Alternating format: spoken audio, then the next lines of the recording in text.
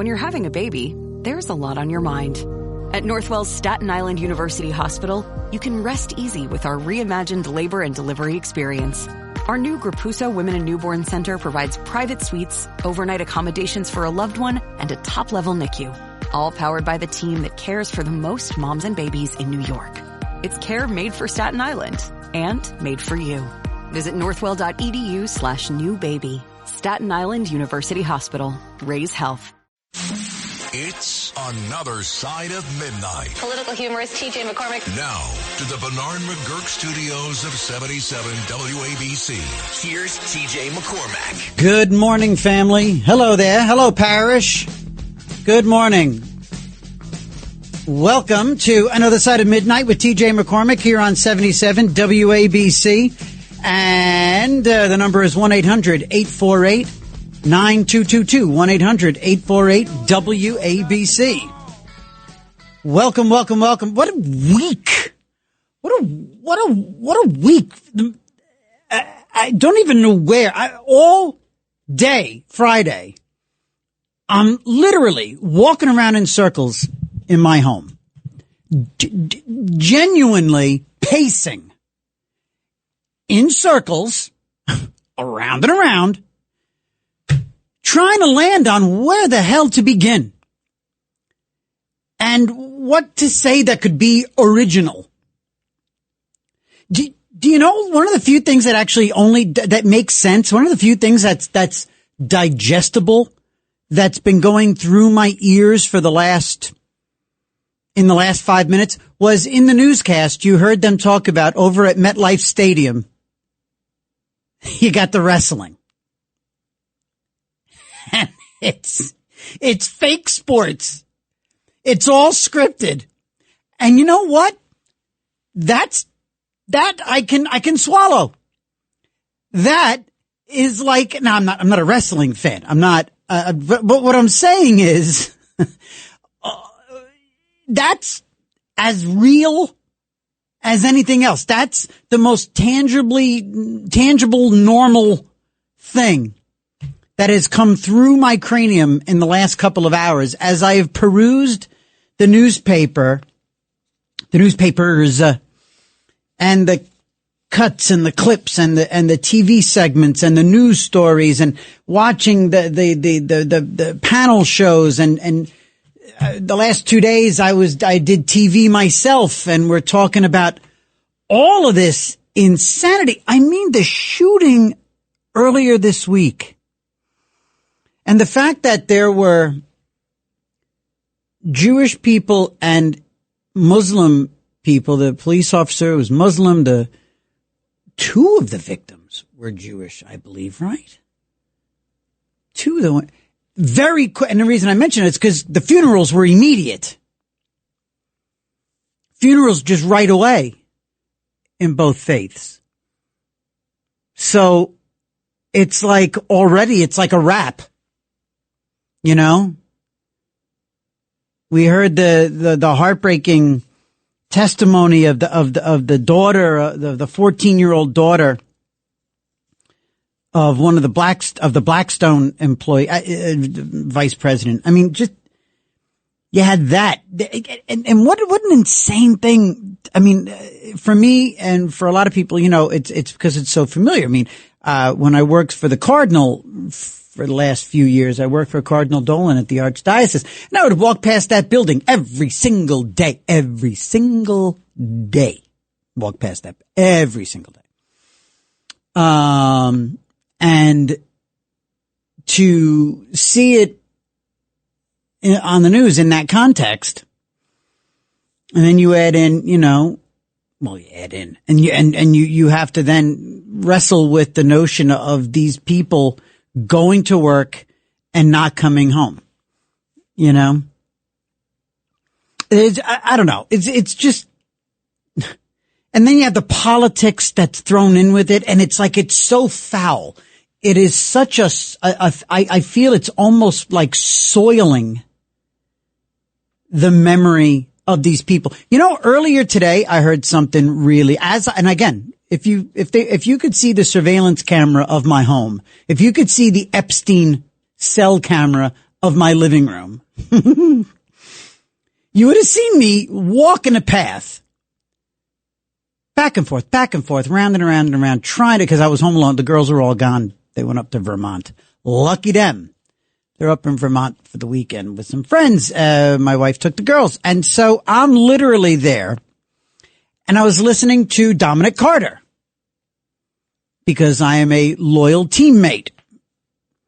And I'm listening to Dominic Carter earlier today here on 77 WABC. And about 3:30, a guy named Bruce calls in.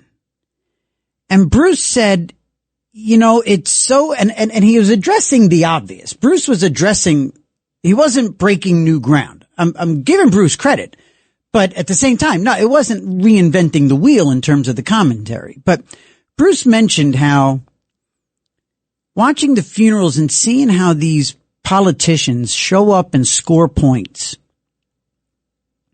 and that these families are never going to see these people again. And yet the politicians do what they do, and that they're never, ever going to see, the families will never hear from them again. You know, we'll see. But just to have the politics, especially this particular campaign for New York City mayor, and to have such a reprehensible human being like Zohran Mamdani anywhere near the memory of these people, these poor victims, and the families that are going to carry on without their husbands, fathers, moms, is just, it's such a foul thing. And to see Mamdani at his press conference talking about others scoring cheap political points right on the heels of him scoring cheap political points in his press conference about gun laws, you know, and I tell you what, when these people yes, and there were two Jewish people who were victims. God bless them. God rest their souls. My God. When those people, you know, just to take Mamdani at his word here, when those people were calling from the building, when those people were calling 911, do you think any of them were hoping that the operator would send a social worker or, you know, a psychologist to the scene? Or were they all hoping for armed police? You know, kind of like the armed people who were surrounding Zohran Mamdani's family's mansion in Uganda as they did like a weeks-long celebration of his wedding. I don't know. You know, they were asking for police officers. And then for this guy to get up there and not have the nerve to at least own what he's said and tweeted for all these years. Just own it. If you know, say that you want look, say that in a perfect world you want to defund the police, but that you can't. Say it. Say that your ideology calls for defunding the police, and say why. Say because you think they're wicked, and say because you think they're anti-queer, and say it. Say all of it. Say all of it. Be intellectually honest. And then say at the end of it, but as mayor of New York City, clearly I can't do that. But boy, I'd love to. I'd love to break up this cabal known as New York's finest. But no, he has no nerve. He has no moral compass. He has no successes. He has no record. He has no qualifications to be the mayor of New York City. What does he have? He has misguided hate. He has anti-Semitism. He has a silver spoon wedged so far in his mouth, it's coming out the other end. But, somehow, some way, this guy keeps getting support, and he's still beyond the odds-on favorite to be the next mayor of New York. 1-800-848-9222, 1-800-848-WABC. It's another side of midnight with TJ McCormick, here on 77. Indeed, the gold standard around the world for talk radio. And, got a good show, by the way. In a little while, in the 3 o'clock hour, we're going to be talking live to Gaza. We're going to be talking to the, spokesman for the Gaza Humanitarian Foundation. He's going to be calling live from the Gaza Strip, talking about what's happening on the ground in real time, the truth. He's going to tell us the truth. He's going to look around and he's going to tell us what's happening all around him. And we're going to talk about supplying the people who need the nourishment and the supplies with exactly that. He's there working for the Gaza Humanitarian Foundation. So we're going to hear directly from Gaza here on Another Side of Midnight. And then, in the 4 a.m. hour, we're going to we're going to do a brief segment about recovery, as we always do. And this time, we're going to talk to a Catholic priest who's going to tell us about a guy who's up to become a saint. Is a guy, the Venerable Matt Talbot. Venerable, I think, is before blessed. And, this is on the road to becoming a saint. This guy's going to become a saint. They're attributing his miracles to people becoming sober. And all the people that he helped, apparently he helped so many people in such profound ways. He's up for sainthood. A guy named Matt Talbot from Ireland. So that's going to be an interesting conversation that combines a few genres of, classic Another Side of Midnight here. And that'll be in the 4 o'clock hour. But, the other stuff that happened this week, because again, it's just been, it's been a fruit salad, with just big old chunks of stuff flying around to talk about. You got more. It's amazing. By the way, we called it here. We called it here very, very quickly. I'd like to think that we were, myself, and I think I was talking to Ellen Karras at the time, fellow comedian Ellen Karras. I think she and I might have been one of the first people to really throw it out there about how Stephen Colbert, guy was losing money. Well, even before Ellen came on the show, I was yapping about it in the monologue that night, the first night of the news breaking about Colbert being let go. That's one of the most expensive. Yeah, I remember me and the fellows were talking about it. Me and Tony and Bill here on the air. It's talking about how that's one of the most expensive programs to put on the air, starting with his fakakta salary, something like $20 million. And you add in all the staff, all the unions, all the band, all the music royalties, all the audience wranglers, all the bookers, all the I mean, it's ridiculous how expensive it is to put on the late show. Right? Just one late, right? The Late Show. Well, now it's the late show. Anyway, more came out about that, and what was so embarrassing too was how all of his fellow lefty, formerly funny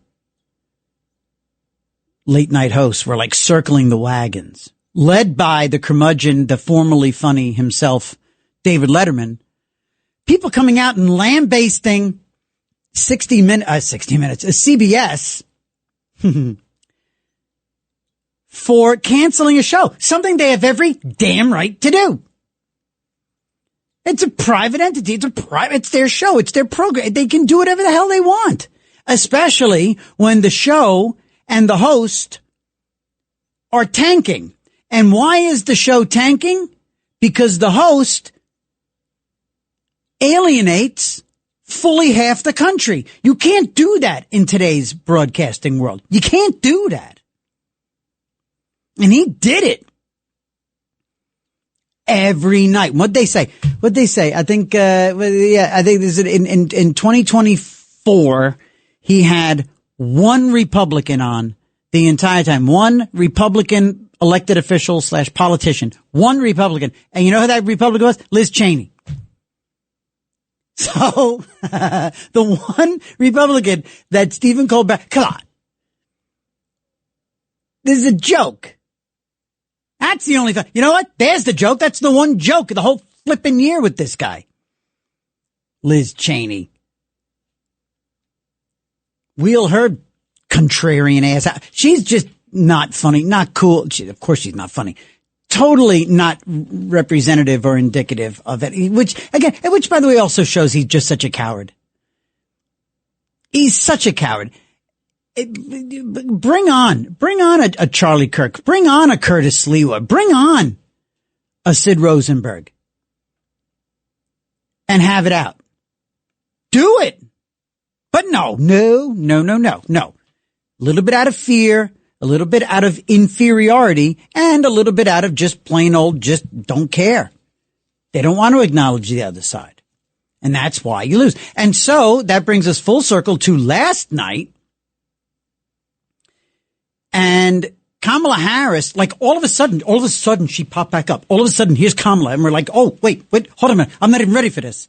I wasn't even in Kamala mode to pay attention. I wasn't even ready to be ready to make fun of her, to listen, digest, and take it in. And I tell you what, it turns out I didn't have to really be too ready because we just picked up right the hell where we left off. She's an idiot. Cut 2. Can you hit cut 2 for me? Thank you, Anthony. I made the decision that for now, I don't want to go back in the system. I think it's broken. And I always believed that as fragile as our democracy is, our systems would be strong enough to defend our most fundamental principles. And I think right now that they're not as strong as they need to be, and I just don't want to. For now, I don't want to go back in the system. I want to travel the country. I want to listen to people. I want to talk with people. Oh, right. And I don't want it to be transactional where I'm asking for their vote. I want it to be transactional where I'm asking for their vote. It's broken. It's a broken. You broke it. Listen to her going with this she stepped back. She leapt back away from the fray and is sitting on the couch with all of us. And she's given us this insider. It's broken. And I don't want to be a part of it. And it's beyond repair. And I don't want it to be transactional where I'm asking for their vote. Right. Well, you know what? If I just spent, $1.5 billion asking an entire country for their vote, and fully less than half of them gave it to me, I'd be a little reticent to go out there and ask them for their vote too. And I say ask for emphasis. I don't know. I'm just trying to make sure everybody's paying attention. She is such an embarrassment. She is such... The World Wrestling action at the Meadowlands at MetLife this weekend makes so much more sense to me. The fact that stadium's going to have more than it would have, going to have 90,000 people packed in there to watch scripted fake sports. That makes more sense to me than the Democrats taking this woman, and let's go with whatever cut you want, Tone, taking this woman seriously. Listen to who they banked on. Listen to this. When you saw Joe Biden walk on stage at that debate, and it did not go well, spoiler, it did not go well in that debate, therefore you became the candidate. At what point in the, say, month that followed that, did people start saying, you might need to be prepared for this? Let me say something about Joe Biden. I'm preparing I have a lot. An incredible amount of respect for him. Oh, my God. And I think that the way that we should be thinking about where we are right now is to remember that we had a president of the United States who believed in the rule of law. Oh, yes. That's so true. That is so true. Who believed in the importance of aspiring to have integrity. Absolutely. And to do the work on behalf of the people. Integrity. And that's where I'll leave that. Yeah, leave that. The integrity to not be conscious most of the time. The integrity to sit back. Integrity? Integrity. The guy who wouldn't acknowledge his own granddaughter. Integrity. The guy who sits atop. I mean, you know what? Again, talk about projection and talk about. Forget the Biden family, the Biden family business. Forget all that. This is one dysfunctional, massively dysfunctional, creepy, gross, disgusting behavior family. This is he sits atop. He is the patriarch, matriarch. What the hell is he? He's the top of the family in which the widow of the son who died of cancer, God rest his soul, ends up shacking up and sleeping with the drug addict son. He ends up hooking up with his sister-in-law. That same drug addict, an absolute stain on the nation, that guy, he has an innocent young child with a woman out in, in Colorado, in Denver, was it? A gentleman's club dancer. Got to make a living. Has a kid. Joe doesn't acknowledge the child as his grandchild. Mr. Upstanding, Mr. Aw Shucks, Mr. Leave him alone, he had a stutter. Guy never had a stutter. Where the hell did that come from? It's just lie after lie after lie after lie. 1-800-848-9222, 1-800-848-WABC. It's been a hell of a busy week. There's been a lot going on. Just so much. Again, from gun violence to crazy offensive politics to, and the usual comings and goings at the White House. We've got Israel. We've got three nations ready to acknowledge a Palestinian state. That's ready to go. It'll be interesting to talk about that with Chapin Fay and a few other people. I don't know, man. I don't know. Thank goodness we're going to be talking to a priest at the end of the show. Thank God. That's the direction we're heading. 1-800-848-9222, 1-800-848-WABC. We shall take a quick break now at the bottom of the hour. When we come back, we'll take your calls. And we will get on with Another Side of Midnight with me, TJ McCormick. Stay right there. Don't go nowhere. All night long, this is Another Side of Midnight with TJ McCormick. 77 WABC.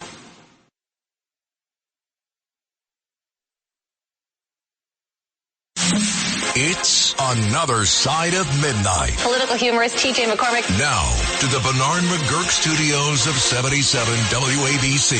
Here's TJ McCormick. A friend of the show and a man who knows his stuff here on Another Side of Midnight with TJ McCormick on 77 WABC. Asaf, welcome back to the show. Thank you for having me. Always a pleasure to be back. Of course. Good morning. So in the last few days of the week, we saw a bit of a trend happening internationally. First, the UK, Keir Starmer, the UK Prime Minister, followed within 24 hours by Canada. And certainly it seems even more countries are going to line up along this to where they've made the announcement that they are going to acknowledge a Palestinian state and as part of a two-state solution. And that change, though, there's slight references to some qualifications, but not exact. You don't hear these countries pounding their fists saying, but we won't do it unless you're free the hostage. So tell us about this paradigm shift, Asaf. How does this bode for any sort of ceasefire or any sort of peace agreement? How does this change what's going on the ground in the region with these countries lining up and identifying a Palestinian state? Well, so let's first contextualize. I mean, you mentioned obviously the Canadians and you mentioned the Brits. The first to announce that they were going to make this grandiose declaration were the French, and so Macron was the one who kind of decided, who started the domino effect. You're right. And following the French, the Brits, and now today the Canadians. Yeah.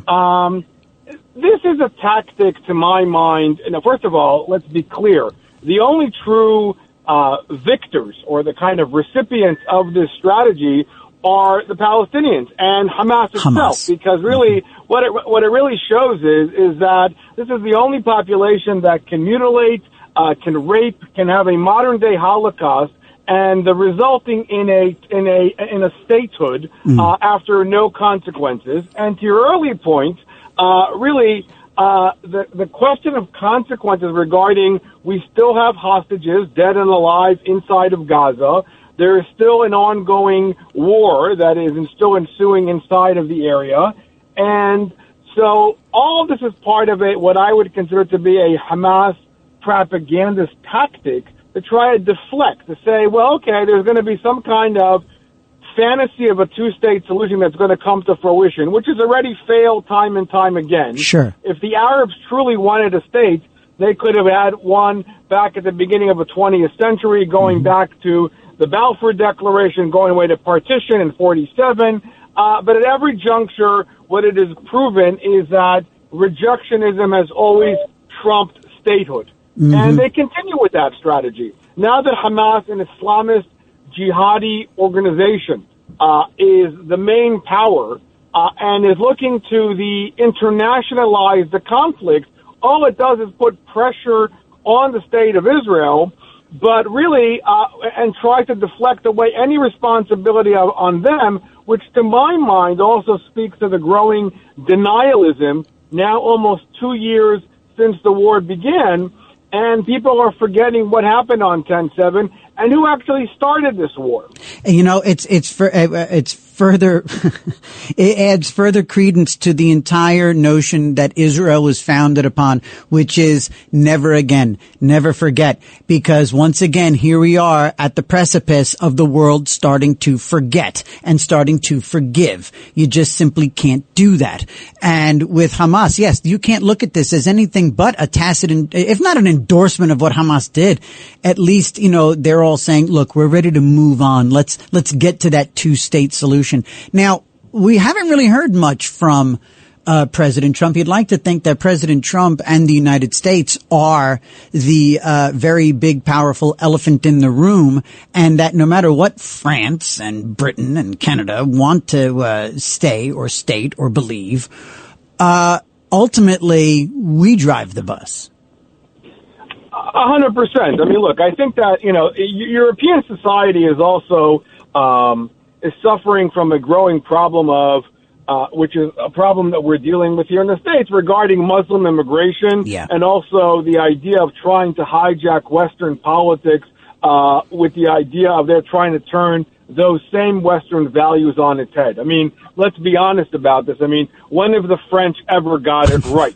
I mean, you know, they have been wrong on every issue regarding their involvement in the Middle East. And so the fact that Macron believes that he is going to announce this and make this happen, and the fact that Keir Starmer is going to make this happen, I mean, the British mandate ended in 1947, and so really it's a little ludicrous. But from a PR standpoint, it doesn't help the Israelis, you know, the fact that these countries are making these pronouncements. The other part, which is never mentioned in all of this, is really the power. Who exactly are they having a two-state solution with? Right. Let's not forget the fact that there is an octogenarian leader, Mahmoud Abbas, who is basically serving is in his almost 20 years of a 4-year term, and there's been no elections going on there. The Palestinian Authority is weak and is ideologically not that much different than Hamas itself. So who exactly is the power that there's going to be governing this? I mean, let's also, if you drill down a little bit deeper into the reality, this is exactly the same problem that Israel is currently having with who is governing Gaza. I mean, there is no alternative to Hamas. They're trying to remove Hamas. And the question is, who's going to actually be that replacement power? And so, you can't have a vacuum. You can't have a vacuum because that's where more terrorism will breed, and that's where you have to have some sort of control. And interestingly too, by the way, I mentioned Trump a moment ago, and everyone, once again, we're speaking with Asaf Romarowski here on 77 WABC, Another Side of Midnight with TJ McCormick. Asaf, I mentioned Trump. He did kind of cut through the muck. I think he might have been on Air Force One when he threw this out there towards the end of the week. He did say, look, you want to end this thing now? Hamas, surrender. Return the hostages. This thing's over. It's lights out once again. But for some reason, the French, the Canadians, the UK, they think if they pay some lip service, because I think the extent of their comments about Hamas was they said there has to be a new government in place, free elections without Hamas. Hamas is they're just gonna change the name and grow a mustache. They're just gonna go undercover. It's still gonna be Hamas running things from the tunnels. Right. I mean, it shows their disconnect of reality of the Middle East and their attempt to try to say that they are, they care about, Palestinian well-being and Palestinians who are, and this is all amplified by the constant barrage of attacks or, this kind of theater that's been created about the starvation and famine in Gaza and the fact that there's no aid going into Gaza and the fact that all of this needs to the immediate response is a two-state solution. There is no partner for a two-state solution. Hamas is the one who's still calling all the shots. Hamas is the one who's stealing the aid. And Hamas is holding on to the hostages because it's their only guarantee. It's their lifeline. If they give up the hostages, they got nothing else to hold on to because it will be nothing to prevent the Israeli Defense Forces from going in and basically removing Hamas in its totality, militarily speaking.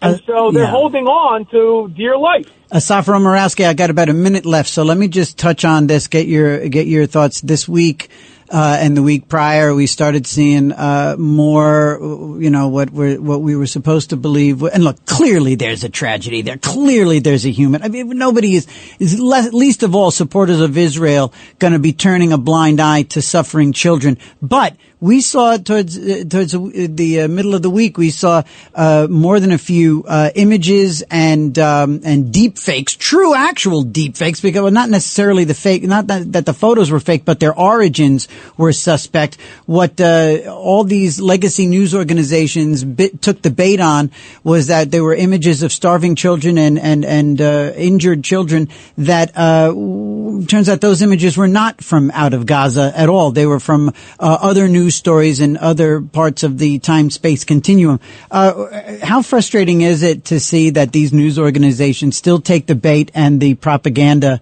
and the misinformation from Hamas? That's one of the biggest challenges that we have is fake news and manufactured news, and the fact that there is really no real in-depth, like yourself, who does real research and journalism to actually verify facts. I mean, the kid that was plastered all over the New York Times was indeed a kid who suffered from cystic fibrosis. Yes. But the fact of the matter is that it was the Israelis who got him medical treatment outside of Gaza in Europe, and, the image was taken out of context. And you're right. I mean, there is problems going on in Gaza, but they're putting the blame on the wrong power, and that is the fact that it's Hamas. It's Hamas. And it's Hamas. And that's really the bottom line. And ignoring the ideology and the objectives of Hamas in order to magnify and to create this theater of propaganda, which is what they are building this whole campaign on. Yeah, it's a house of cards, and I'm confident that Trump is gonna maintain his strong footing, and he's gonna knock down that house of cards. And I do for some reason this time around, I have faith that Israel is gonna come around and come out on top. For some reason, I just think it's coming to a point, and they might have really finally gotten at least the right attention, and they have the right president in place. Asaf Romarowski, I got a boogie, but thank you so much for once again joining the show. You always make it better, and thank you. We will definitely call upon you again for your expertise. Thank you for the hospitality, and have a great day. Thank you. As always. All right. Asaf Romarowski here on Another Side of Midnight with TJ McCormick on 77 WABC.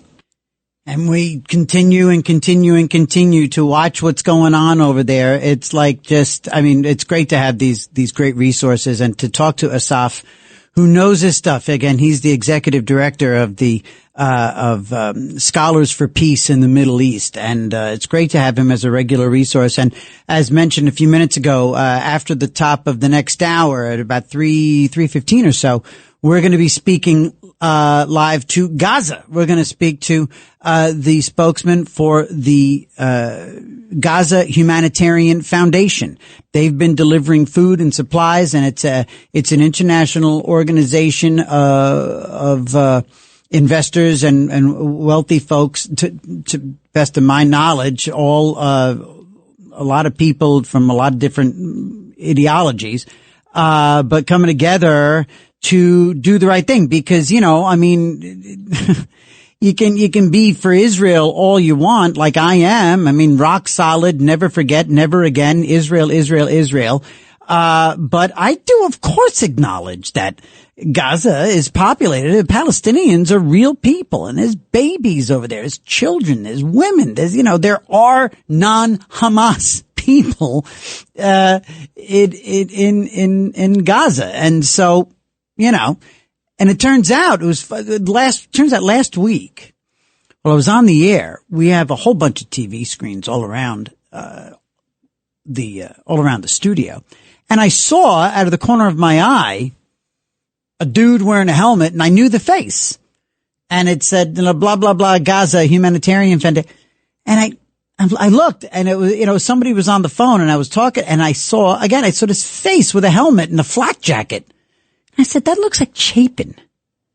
That looks like, I did a quick Google during the break, and yeah, turns out that was my buddy Chapin Fay, who is a political communications, expert, a communication specialist, and, son of a gun, he's over there. And I found him. I tracked him down. Got a hold of him, and I said, hey, come on the show next week and let's talk. So this morning at about 3:15, we're going to talk to Chapin Fay for everyone's edification. It's going to be great. Going to talk to Gaza. Going to talk live on the ground. So that's going to be interesting. All right, let's take a quick break. And when we come back, we've got Michael on the line, a few other people. So, 1-800-848-9222, 1-800-848-WABC. What's on your mind? What do you think about this past week? What do you think about that shooting? What goes through your mind when you watch the funerals and you watch the coverage? What goes through your mind when you see the politicians? Even our guy Curtis, he was there shaking hands with the blue line. Kosher, not kosher, you cool with that? Hochul showing up. Mamdani, no friend of any cop as far as I'm concerned, but suddenly he's best friends and expressing love for the family.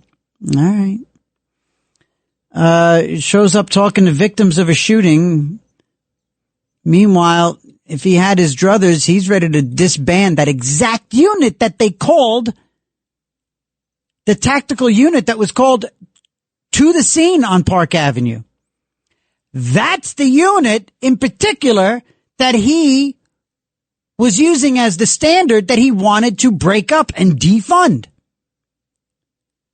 The irony just oozes. 1-800-848-9222. 77 WABC. It's Another Side of Midnight with TJ McCormick. All night long. This is Another Side of Midnight with TJ McCormack. 77 WABC. When you're having a baby, there's a lot on your mind. At Northwell's Staten Island University Hospital, you can rest easy with our reimagined labor and delivery experience. Our new Grapuso Women and Newborn Center provides private suites, overnight accommodations for a loved one, and a top-level NICU. All powered by the team that cares for the most moms and babies in New York. It's care made for Staten Island and made for you. Visit northwell.edu/newbaby. Staten Island University Hospital. Raise health. It's Another Side of Midnight. Political humorist TJ McCormack. Now to the Bernard McGurk studios of 77 WABC. Here's TJ McCormack. A little note to all of those Mamdani kids, all of those Gen Zs who lined up, the tens of thousands, hundreds of thousands of Gen Z little, as the late great Rush would have referred to them as, certainly I know he usually referred to skulls full of mush. I mean, that's typically what he would call little kids, skulls full of mush. But in this case, these Gen Zs clearly have skulls full of mush because they're supporting this embarrassment. But a note to all of you Gen Z first-time politicos, first-time voters, first-time getting behind a candidate because he says what gets up, because he says what you want to hear. As someone who is 57 years old and been lied to over and over and taken for granted over and over and talked to like I'm stupid over and over by politicians and elected officials for decades, been voting for decades and treated like an idiot for decades by these empty suits, these vapid, craven, empty suit,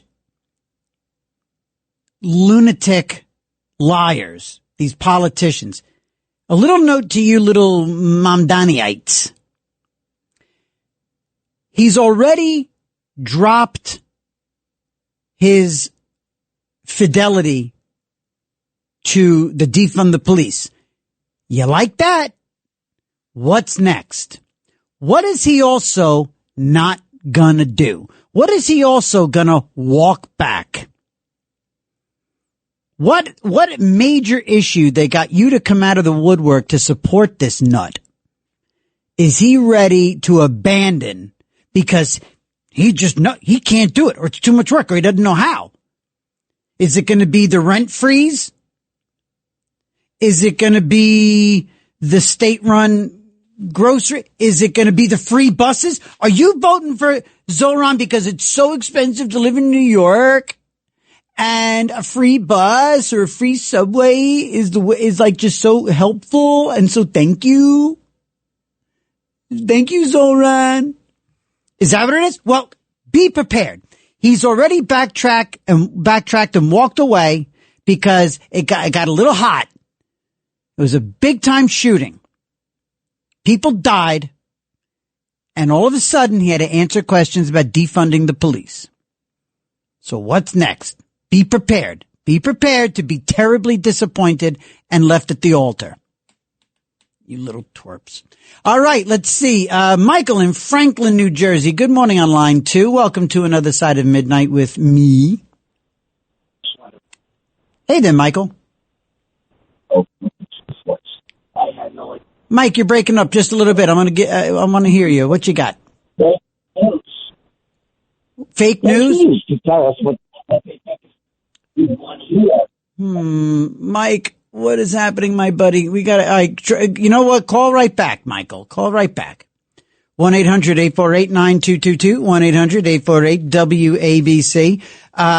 Yeah. So, by the way, speaking of these vapid, empty suits and these completely disappointing idiots. Is there a bigger collection of disappointing idiots or empty suits than the MTA? And the governor that sits atop that entire debacle? It is hands down the most dysfunctional, poorly run, money pit municipal outfit in the land. And it was a bottomless pit of your money, of taxpayer money. It is a cesspool of runaway, malfeasance and incompetence. You've got unions that are just bleeding all of us dry with overtime and hazard pay and everything else. Nothing's ever done on time. Nothing is ever done on time, including the trains themselves or the buses. Nothing's ever done on time. And this week they announced after this, and also, you know what does work for them? You know what they do have in spades is nerve. Nerve. If nerve was a tangible thing, if they could sell nerve, if they could monetize nerve, the MTA would be flush. They would have a rainy day fund from here to Kansas City. They would have surpluses coming out of Jano Lieber's ears and Kathy Hochul's frozen face. I don't even know. I just had to get a frozen. I had to get a Botox line in there. Sorry. It was a bit ham-fisted and clumsy, but anyway, let's get over to Michael and Frank. Let's try Michael's phone one more time. Michael. Hi, I'm here now. Better. How are you? Yes. Good morning. Okay, welcome to Another Side. Okay, maybe you were getting some feedback. The radio was off, or maybe I was too close to the radio. These things happen. What do you want to talk about, Mike? I want to say to you that, first of all, thank you very much for letting us know the truth. You know, when we were kids growing up, we looked up to the people who were in office. We believed them, even though sometimes, they weren't always telling us the truth. But at least we knew, we had some respect. We admired our senior people. No one chances at anybody. I have neighbors I've been living here 7 years. They've got people who live upstairs. Yeah. Never complained in 7 years about anything. These people move in, and for a week and a half now, every single night they keep me up. I thought I couldn't take it anymore. I had a verbal. I decided, I'll stay up and I'll keep them up. Oh, geez. You know what I'm saying? I wasn't trying to get even. I was trying to let them know. Let them put the shoes on. Let them, you know what I'm saying? Yeah, I hear you. No one cares about anybody anymore. What the hell? I don't know, man. I don't know. But you're right, Michael. It's a crazy world these days. Mary Ann in New Jersey. Good morning. Good morning. How are you? I'm good. Good to hear your voice again. Welcome back. Thank you. I'm retiring. I'm an educator. And I just wanted to say about the shooting in New York that some of the schools in my district, they developed something that they had seen in an added district school building, where you walk through a significant door structure and you walk into something called a man trap. Oh yeah, a vestibule. Some people just call a vestibule. Yes. You know about it. I have to step into one every time I pick up one of my daughters at school. You have to go in and you can't get any further. You're in sort of a That's it. Yeah. And you can't touch anybody because they're behind a wall. Yep. And they're behind another set of doors. And you are identified who you are, what you have. You're saying that's next, right? You're saying we're going to see big versions of that in Manhattan, aren't we? Well, they should do that in it's so simple to do. I mean, the concept is simple. I don't know if it's as simple in practice because these buildings will all have to be retrofitted. Marianne, I got you in at the top of the hours. So forgive me. I've got to jump because I have to take a break. But it's always good to hear your voice. And you're right. That is an approach. Businesses should look at schools. Schools have been girding their security system for a long time now. All right, gang, another side of midnight with me, TJ McCormick, here on 77 WABC. When we come back, we're going to talk to Gaza. We're going to talk to Chapin Fay on the ground in the Middle East.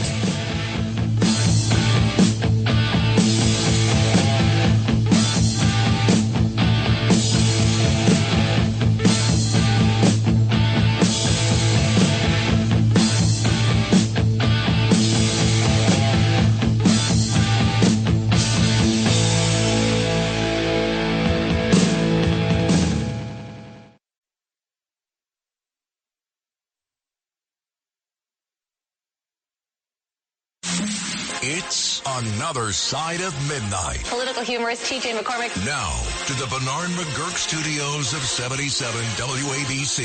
Here's TJ McCormick. Good morning, gang. Hello once again. Welcome back to another side of midnight with TJ McCormick here on 77 WABC. And the number here is 1-800-848-9222. Yeah, you know, it's one of the constants in the background of our lives right now, right, is constantly waiting for something to give, something to shift in the Middle East. I waiting for it to happen because for all the right reasons, right, that you just want there to be peace. It gets a little bit much, you know, when you move on from, like, you know, scoring points and keeping score and wanting Israel, at least from, you know, me and anyone in my universe, wanting Israel to put this, I mean, ever since the massacre, you know, almost 2 years ago now, you've just been waiting for Israel to just put this thing away, you know, once and for all. And meanwhile, the real toll of human life, and you think about the babies, you think about the kids, you think about the wives and the innocent victims throughout Gaza, let alone Israel, and, you know, and then in the other places too, you know, when Israel lands a strike, in Iran, when they go after Hezbollah up in Lebanon, when they get, you know, there's going to be casualties. There's going to be the unfortunates who get caught in the middle of it all. And you want that to go away too. And that's been one of the most, disciplined aspects of the messaging from not only the Trump administration, but the president himself. The president, if he has evolved in his ability to stay on message with anything, it's been war and peace. The president is really quite definitive and quite disciplined in how he expresses his desire for peace. It's not as much self-aggrandizement. It's not as much posturing as with so many other things. When you hear him talk about war, when you hear him talk about Israel, when you hear him talk about Gaza, when you hear him talk about Ukraine and Russia, and everywhere else. This week it flared up in Cambodia and Thailand, right? And he just says, enough dying. Did you see how many people died? Did you see, you know, with the drones? Did you see with the young people that we don't need it anymore? And so with an eye on the Middle East, literally last week, half an eye, I saw out of the corner of my eye, a report, and I think it might have been CNN International. I'm not sure what channel was on in the studio here, but I saw a very familiar face peering out from underneath, one of those modern UN type helmets and, wearing a flak jacket. And that's not normally the kind of flak that this guy is. But I noticed the face and I said, was that him? And sure enough, is my damn friend Chapin Fay. And we talked to Chapin Fay now. He is currently the spokesperson for the Gaza Humanitarian Foundation. He's from Long Island, and the son of a gun is out there in a war zone. Chapin, are you there? Hey, TJ, I'm here. Great to hear your voice. Great to hear your voice, too. As a matter of fact, it occurred to me, wow, we've been texting this week. We didn't even get a chance to talk. But that is literally how I realized that you were there, Chapin. It was this time last week, I saw you out of the corner of my eye in a news report. And I followed it up with a text saying, was that you, buddy? So it's good to talk to you. It's good to hear your voice. So tell me, man, just give me straight up. Let's just sort of, just establish a baseline here. What is the Gaza Humanitarian Foundation, and what are you doing in Gaza? Sure. Well, TJ, we were talking about President Trump a few moments ago, and earlier this year or late last year, I forget which, he made a call for innovative solutions to what is, one of, if not the most complex humanitarian crises of our lifetime in Gaza. And that's how the Gaza Humanitarian Foundation was created. We are an independent, neutral humanitarian aid organization with one mission and one mission alone, to feed the people of Gaza in a way that prevents Hamas, a terrorist-designated organization, can't steal the food. For many years, including up until this past week, you can see on social media trucks being looted, aid trucks from the UN and other international aid organizations being looted immediately. We believe during this war, Hamas has made actually $1 billion selling free food to the people of Gaza, their own people. And in fact, our first day of operations, the Palestinian people, the aid seekers, couldn't believe that the food was free. They wouldn't leave. They were trying to pay. They just couldn't believe it. Wow. And just yesterday, we delivered our 100 millionth meal. We put, our model is that we put the aid and the food directly into the hands of the Gazans who need it. We've had 0 trucks diverted, 0 aid stolen or looted. And we plan to, keep working until the full need is met. It's one of the most food insecure places in the world right now. Wow. This is heady stuff. So, all right. So now, again, you did say that, that there is you have one purpose, but you've got to check a lot of boxes to see that purpose through.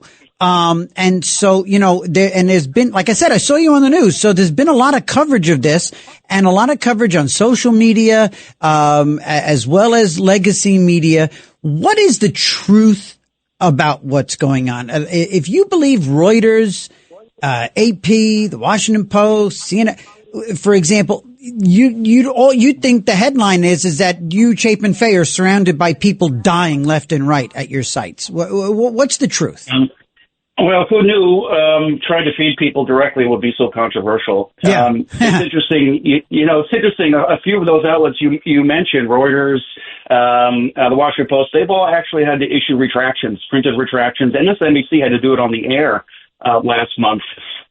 So everyone needs to keep in mind this is an active war zone, right? The IDF is conducting operations, but GHF, we are responsible for the safety and security of our sites. One of the ways that we distribute aid is through secure distribution sites, SDSs. We have 4. 3 are currently operational. 1 is being upgraded for security purposes. And we've had almost no casualties on our sites. We've had no casualties other than a very tragic incident in which Hamas fomented a stampede in a crowd, and 19 people died of asphyxiation, which is common in stampedes.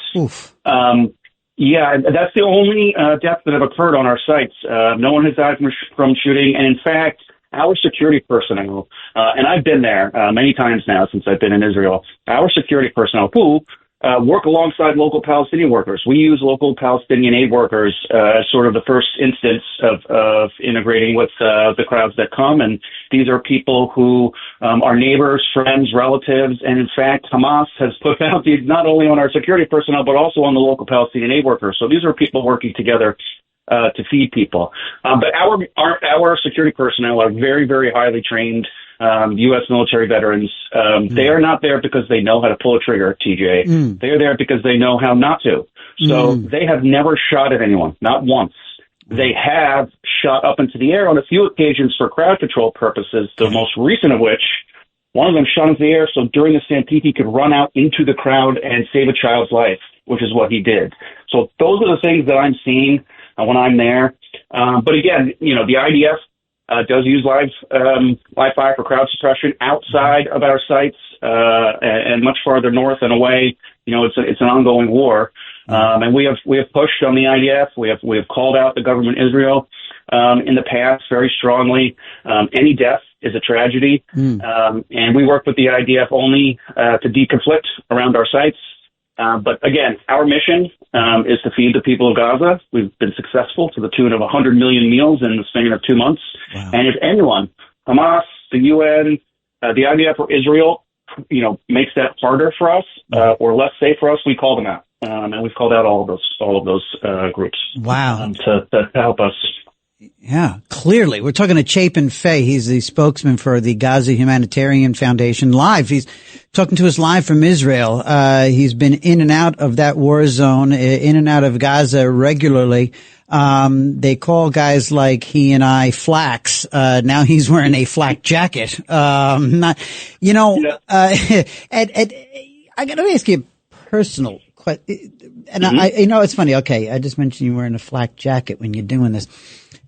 Chapin and I, we spent last summer, we've worked together, we've been colleagues, and this is the more traditional, this conversation is genuine. In this case, I'm the journalist, I'm the host, and he's doing his job over there. However, we have shared offices with pizza boxes as we've worked in politics, together. We've worked on campaigns. We sat next to each other at a wedding of a congressional candidate a couple of years ago. I only say all this. That's right. And I was wearing a seersucker suit and Chapin was. You look good, TJ. I looked adorable, as did you. We both looked all polished and shiny with lovely ladies on our arms. I only say all that to sort of, again, establish a baseline here. That's the world you and I come from, right? We come from a safe, political BS world, right? Where we try to cut through the BS. We try to tell the truth. Okay. And we come from these shiny worlds where we go to these fancy weddings and we collect a check for writing a speech. You're over there looking at up close some real, true, honest to God suffering. Tell me about that gut punch. And how you do your job. How do you focus while you see, it's not normal to see people clamoring for food, parents, moms grabbing. I go to DeChico's and I come home with too much and end up throwing stuff away. You're looking at moms trying to keep their kids alive. I'm done painting the picture. Tell me what it's like to be there, buddy. Yeah, I mean, TJ, it's unlike anything I've ever experienced, for sure. This is a war zone. It's tragic on both sides, particularly for the people of Gaza. And these are just people who are trying to get through the day and get a meal. And so certainly I have seen hungry, desperate people. I mentioned crowds before. Some of these people, travel and wait a long time. Hamas is actively working against us and anyone else out there. They tell their own people we're open when we're not, so they try and build the crowds outside. Yeah, to create problems. We've taken and I'll actually answer your question in a second. But sure. That same day, I think it was the same day, and maybe misconstruing days, but. One of our guys took a pistol off a Hamas operative in the crowd, and he did that by shooting at him. He did that by running at him, tackling him, and wrestling the pistol away. That's how highly trained these guys are and how they are trained not, to use, we don't use lethal force. We never have, and they're not trained to do that. And I do not want to minimize the suffering or the hunger at all. But, what I have seen out there is different than what you read about. Okay. I have seen repeat customers, right? I'm not there every single day. They're off a couple times a week. The local Palestinian aid workers, some of them who have to live on site because Hamas has put bounties on their heads. Wow. Working hand in hand with U.S. veterans to feed people. I've seen cheers. Yesterday we had some dignitaries on site. Yes. President Trump trying to, figure out the best way forward. We were honored to host his special envoy and the ambassador to see it. Yep. And they were cheering the aid seekers. I've seen, thank yous.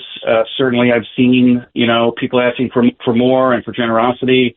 I've also seen, one of the reasons our model works is we innovate, right? We have to stop pretending there's only one way to bring aid into Gaza. We are happy that the UN has just started moving trucks again. They were sitting inside Gaza rotting. We're concerned that they're immediately being looted and a dangerous situation is created, but we are glad they're moving food in. In fact, we have an open offer. I'll reissue it right now. We have an open offer to help and work with the UN and collaborate. We've offered our trucks, our drivers, our security personnel. We can get their trucks anywhere they want in Gaza, and we've offered to do that for free. We're glad that Israel has allowed airdrops. We believe more aid is the answer to many of these questions in Gaza, and we're in favor of any organization that will bring more aid in safely and securely.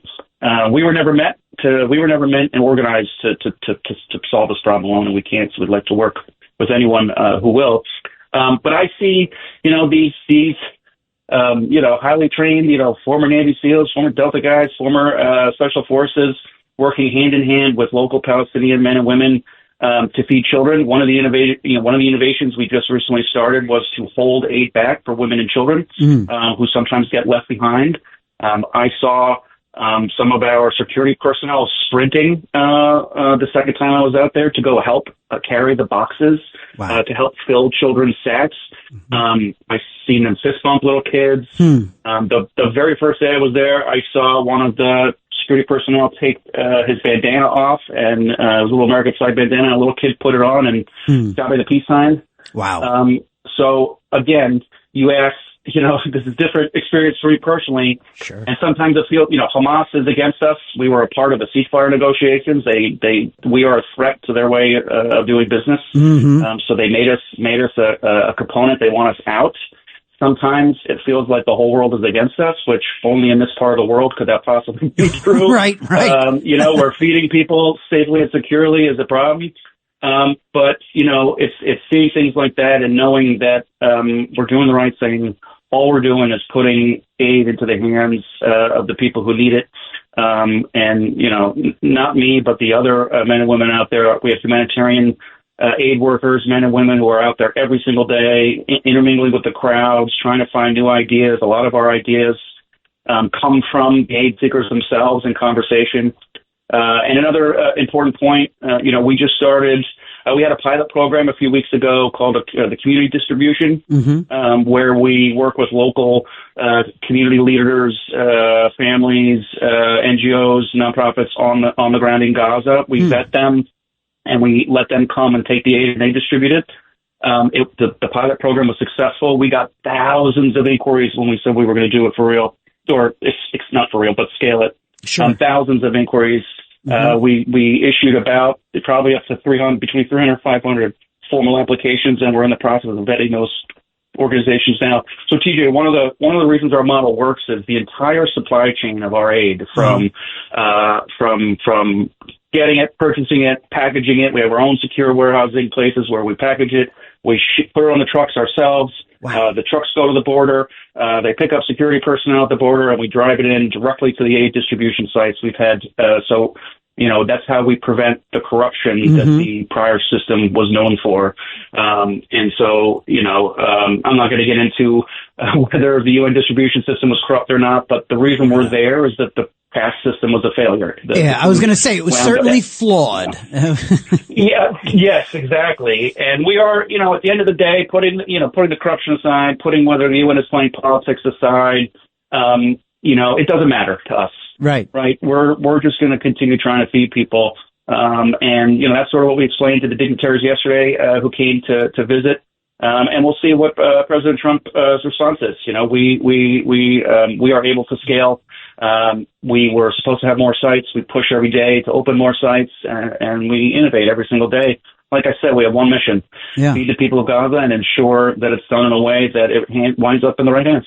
Talking to Chapin Fay, he's the spokesman, brilliantly so. He's the spokesman for the Gaza Humanitarian Foundation. I've done my own little bit of research here, and you go to GHF.org, GHF, Gaza Humanitarian Foundation.org, and find out more about the work they're doing. And I imagine too, it looks like people can donate there. I think, right? Did I see?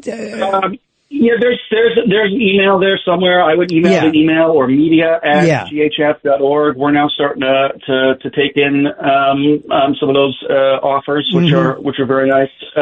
So yeah, I would email media from larger organizations. Yeah, absolutely. Yeah. And we are in talks with other aid organizations currently. Too soon to sort of make announcements here today, but we are in talks to scale to bring new kinds of aid.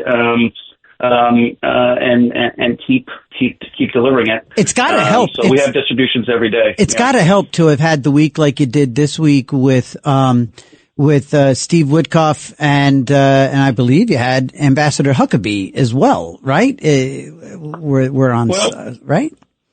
Yes, they were here. We were honored to host them. Like I said, we do know that, and again, we're here as part of President Trump's original call for innovative solutions in the region. Right. But we'll see. You know, they were President Trump's eyes and ears on the ground, and they will brief him when they get back. And you know, I think they were moved by some of what they saw. Yeah. You know, it really is local Palestinian workers, you know, putting their lives on the line right next to security personnel, with one goal: to feed friends and family and their fellow compatriots in Gaza. Wow. You know, we're hopeful. We know our model works. Yeah. And we are looking to scale every single day and innovate. We'll get the fourth site open, and hopefully expand to more sites. We were originally supposed to have more. Again, the IDF is conducting a war, so we sort of are beholden to them on operating safely. Sure. And I would note, one of the issues here is that the crowds, we are behind IDF lines, right? So they allow tens of thousands of Palestinians behind their lines to come to our distribution sites. Wow. So again, we've had no casualties other than the one I mentioned. We did have the two incidents, the one I mentioned, and then there was a terrorist attack. A Hamas-style grenade was lobbed a month or two ago and injured two of our American aid workers. They're okay, right? But they were one's already back at work, I believe. Thank God. Yeah. So again, it is an active war zone, and our goal is everyone's safety and security on our sites. And we've been pretty successful at that. And again, we delivered our 100 millionth meal yesterday, and we're going to keep doing it until the full need is met. And you know, I'll reiterate our call to collaborate with the international aid community and the UN, who has a whole host of excuses as to why they won't do it. But they're all. I would treat them with extreme skepticism. They have worked with groups just such as ours in many places: Bosnia, Haiti, Congo. This is the only region that they're refusing to do so. So you'd have to ask them what the reason is. We don't necessarily care. We have an open offer to help them, to work with them.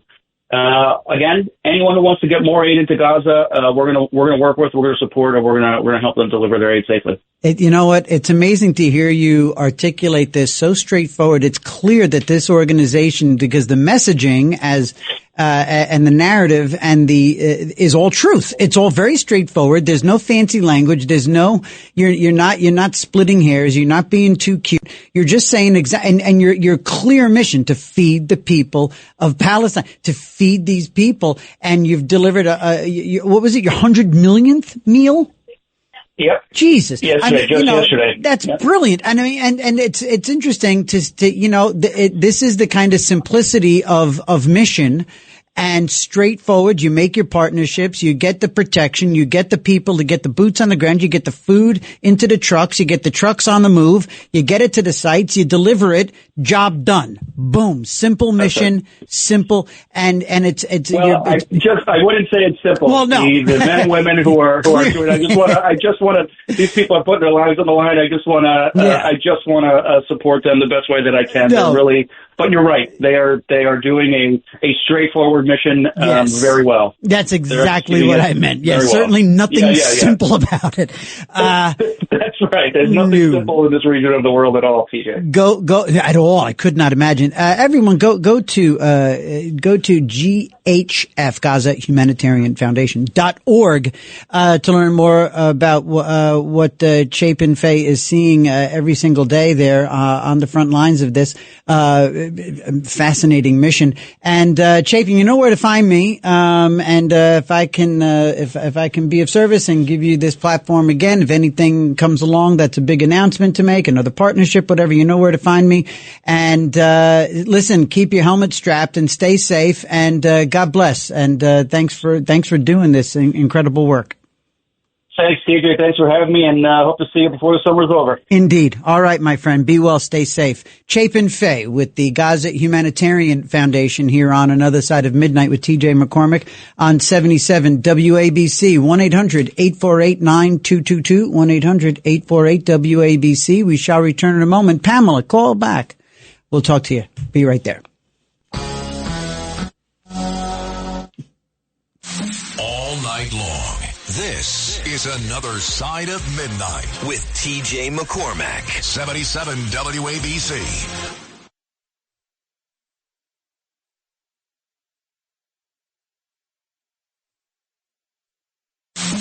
It's Another Side of Midnight. Political humorist TJ McCormick. Now to the Bernard McGurk studios of 77 WABC. Here's TJ McCormack. Welcome back to Another Side of Midnight with TJ McCormick here on 77 WABC. 1-800-848-9222. 1-800-848-9222. We're talking about a lot of stuff here. A lot of heavy stuff for a Saturday morning.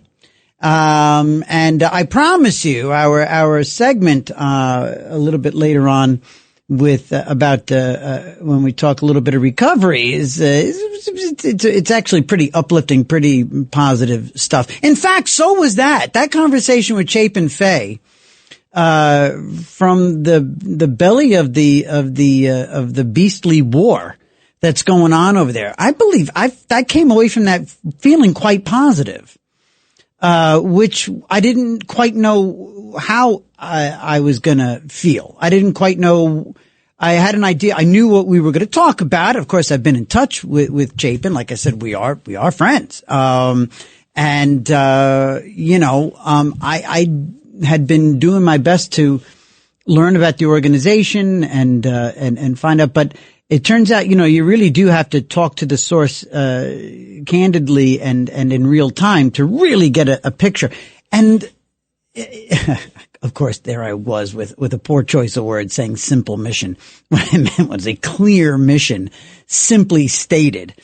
And sometimes, in the most complicated situations like they're in over there, it takes a laser focused, goal, as he articulated so precisely. Feed these people. Feed them. And that's what they're doing. And thank God. And God bless them. And it's amazing what they're doing in the face of so much danger. My God, can you imagine? Can you imagine being over there and looking at that? I gotta say, I think about that. I'm one of those people. I don't know if you're like me. And I didn't even know there was a name for it. I thought I just had a runaway imagination with a good heaping dose of anxiety. Okay? Turns out there's something called intrusive thoughts. Okay? Now, there are times in my existence where I wouldn't even call them intrusive. For me, sometimes the intrusive thoughts are the moments of calm, where I will depart from worrying about my own well-being and those of, and the well-beings of my daughters and my wife and my family. And I'll stop panicking about flash floods or a car running a red light and taking out, a loved one. I'll have a series of those and find it interrupted every once in a while about, what happened at Wimbledon? Sometimes I'm so obsessed with everything that freaks me out in life that the intrusive thought is one of peace and tranquility that gets in the way of all my anxiety. Okay? I'm that kind of nut. Anyway, I will think about, God Almighty, what if I lost it all? What if something what if I had a moment of, what if my sobriety went down the tank? Went down the toilet? And, something god awful happened. Can you imagine being desperate to feed your kids?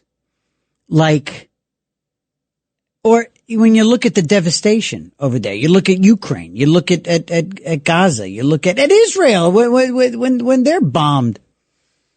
And you see these people, or I'm sorry, right here at home. Forget the war zones. I'm sorry. Forgive me. Forget just the war zones. When you think about the natural disasters, the fires in LA, the tornadoes. I mean, by the way, they're all still there. We get those stories in the context of a news cycle. You ever think about that too? There you go. I do. Sometimes I'll think about it too much. But how about those neighborhoods that are reduced to sticks because a tornado plowed through, and in 27 seconds, an entire life, and sometimes entire lives, are taken out. And so that's why I asked Chapin about that. I'm like, hey man, you live a shiny, happy life here. Clearing a decent living, doing, communications for, politicians. And now he's over there. I don't know if I could handle that. I really don't know. I don't know. I have a hard time getting over news stories. I'm not being cute, and I'm certainly not making it about me. I'm just saying, he's over there seeing that and forget what he's seeing. There's the people who are actually living it. And, I'm not so good. I have a very long memory. Do you? How do you deal with? How do you handle? Are you good with separating? You hear that about police officers, doctors, soldiers having to leave the job at the job and not bring it home. If you're in that line of work, or if you ever have been, I'm curious how you did leave that at home. At work. How did you leave work at work? And if you're a combat veteran, I'm curious how you've moved on, if you have at all, by the way. I don't know if you have. I'm not assuming everyone has. Clearly, I'm not assuming that. 1-800-848-9222. 1-800-848-9222. I mean, that tells you everything you need to know about me. I've made the little joke here and there that, nobody wants me in their army. I am not built for it. I'd be a terrible refugee. I'd be a terrible war-torn anything. I'd be an awful. I am not resilient. I am not strong-willed. I am not tough. I I guess, I'd kill for my daughters. And I'd probably kill you if you tried to hurt one of them. My wife as well, although she's a tough broad. My wife, she'll kill you herself. She doesn't need me to kill. She didn't need me. Matter of fact, God help anyone who gets between my wife and her daughters. But anyway, I don't know. When it comes to adversity, when it comes to this sort of thing, when it comes to a natural disaster or, keeping your head up in the face of adversity, how are you on that? Are you skilled? Do you have that extra depth? Do you have that extra gear that you can go to? 1-800-848-9222. And is it God? Is it your faith? Is it something that you were born with? Is it something your dad taught you? I know, or your mom. I know in my wife's case, again, she's from Britain. I've said it many times. If you're a regular, my wife is from Liverpool, and her grandfather served in Burma in World War II. And people from Britain, I mean, they're aging out now, even just in terms of the relatives of the people who lived through the war. They're starting to age out now, the direct connections to because the war came to England. It's a whole different experience over there in Europe. There are still people alive who saw who lived through the bombings and, the Blitz. And so, there's still firsthand stories. And so there are some interesting life lessons that people come out with organically. And, my wife's one of them, she's, nothing phases her. Plenty phases me. My wife is twice the man I am. And I'm always quick to say that. Well, not that. That might be the first time I ever said that. 1-800-848-9222. Pete in Staten Island on Channel 2, on line 2. Pete, good morning. Welcome to Another Side of Midnight. Good morning, TJ. Hello. Yeah, people are ignorant. This gentleman that was killed, with a family and everything, we got to support him, and we have to support all our falling officers.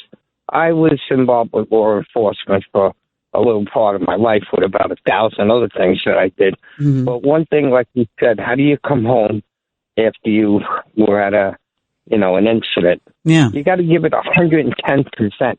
If you give it 110%, you don't even think about it. You kind of block it out. I blocked out a lot of stuff, and now through my life, I'm 70, and you start reviewing things. You start thinking back to what I could have done different. There's nothing you can do different. You cannot solve the world's problems. You could just try to be charitable. Like I listened to your show tonight.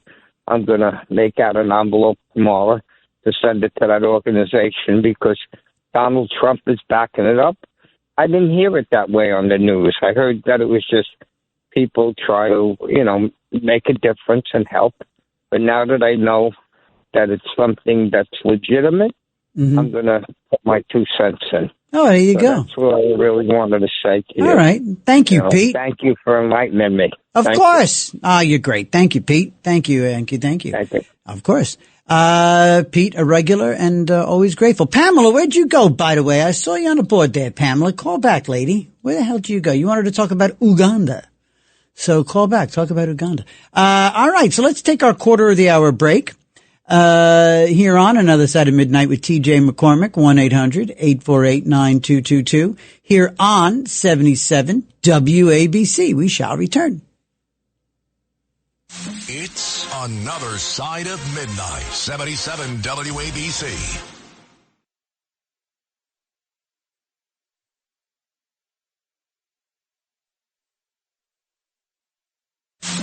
It's Another Side of Midnight. Political humorist T.J. McCormick. Now, to the Bernard McGurk studios of 77 WABC.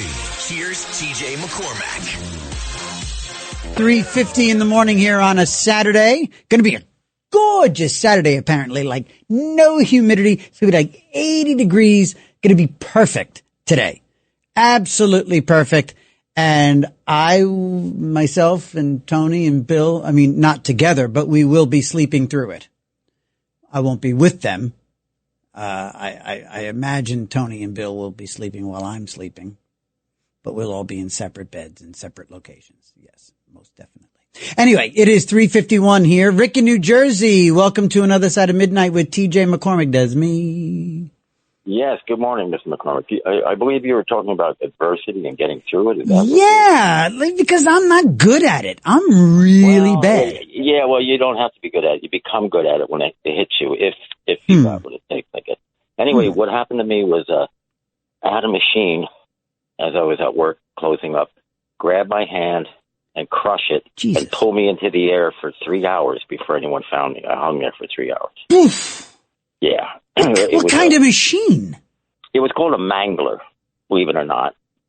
And it irons pillowcases and sheets for hotels. You know, one after I've another. seen them. I've seen them. I saw them on cruise ships when I worked on cruise ships. Like a big industrial, like a big roller system. That is it. My hand went into the rollers. It pulled me up into the air.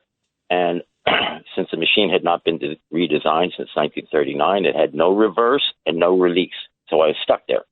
And I was alone, hanging in the air for 3 hours with my hand crushed. I mean, really crushed. Imagine how thin a sheet is, you know? Dude, all I can do is exhale right now. I am. God. It was. What happened? How'd you get out of the situation, Rick? All right. Well, before I get out, let me tell you what I went through. Tell me what you went through. Go ahead. Go, baby. Hanging there. First of all, there was a clock on the wall right in front of me, so I couldn't lose track of time. Tick, tick, tick. And a phone about 8 feet away from me. That you couldn't reach. Right. In those days, even if you knocked off the hook, someone would come on and go, "Hello, can I help you?" You know. Right. And I had my belt out, and I was trying to hit it, and I couldn't hit it. So I was stuck there screaming. Then eventually my my voice went out. When they found me, they thought I had lost my bladder control because there was so much water underneath me. That was sweat. It was at 8,000 feet. It was in Mammoth Lakes, California. And I knew at that altitude, even a broken bone can be fatal. It can put you into shock. So I started sucking all my sweat off my body because I knew I was losing so much. Anyway, at a certain point, and I don't know how you can tell or not, I knew I was dying. I knew I'd gone to the point where now I'm going down, and it's only a matter of time before I die. And you plead with God. You go through this whole process, pleading with God. Then you make deals with God. If you let me out of this, I'll do this. Right. And the guy, one of my coworkers, had taken the company truck out for bar hopping, and the thing went dead in the middle of the street. So he came back to the laundry at like 2 a.m. to get another truck to try to jump it. And he saw the lights on. He goes, "Well, what's Rick doing in the laundry at 2 a.m?" Yeah. And when he came, I had just enough voice to go, "Help!" because I had gone hoarse from screaming. Right. And he broke in, and it was a whole process. They had to get a whole bunch of. They had to disassemble the machine to get me out. Right. They had IVs in me while I was still hanging. But here's the thing. After I was sent in the ambulance, the guy went back to the truck. It started right up and never had a problem again. Whoa. So that was a miracle to me. Clearly, it was a miracle. Yeah. And then the whole process of recovering from this. Yeah. Mentally, first of all. PTSD, right? I mean, you must have. They sent me to a psychiatrist that specialized in POW victims because it was 1980, so it was right after the Vietnam War. Sure. And so they sent me to because I had been tortured. Right. And so I had the PTSD. And getting through it is you find a part of you you didn't know it existed. Just like the part of you didn't think your wife found a part of you to go into recovery that you didn't think you could do. Right. Find your own. Interesting. But someone else saw that in you. Yes. And when these things happen, you find a piece of party. I mean, learning to do everything with my left hand instead of my right. You know, I was very, very proud of myself when I learned how to tie my shoes in a bow with one hand. Sure. So, but you go through the whole process, and it just like you now, you being sober, you know you can get through things that you didn't think you could get through. Well, now when I go through adversity, because you always have adversity in your life, I think back to those days, and it's like, well, if I got through that, I can get through this, and so it gives you a reference point of what you can go get through. You know, wow. And thank you, by the way, thank you for that, because you know what, man, in real time, I am so capable of totally, disassociating myself from any sort of, you know, moments of success that I've had. And it takes a stranger, not a stranger, you're a listener, you know, but Rick from New Jersey has to hold up a mirror for me here in the studio, for me to realize, because as you're saying that, I'm saying to myself, wow, yeah, no, actually, he's right. I have faced some adversity and I have come out the other end.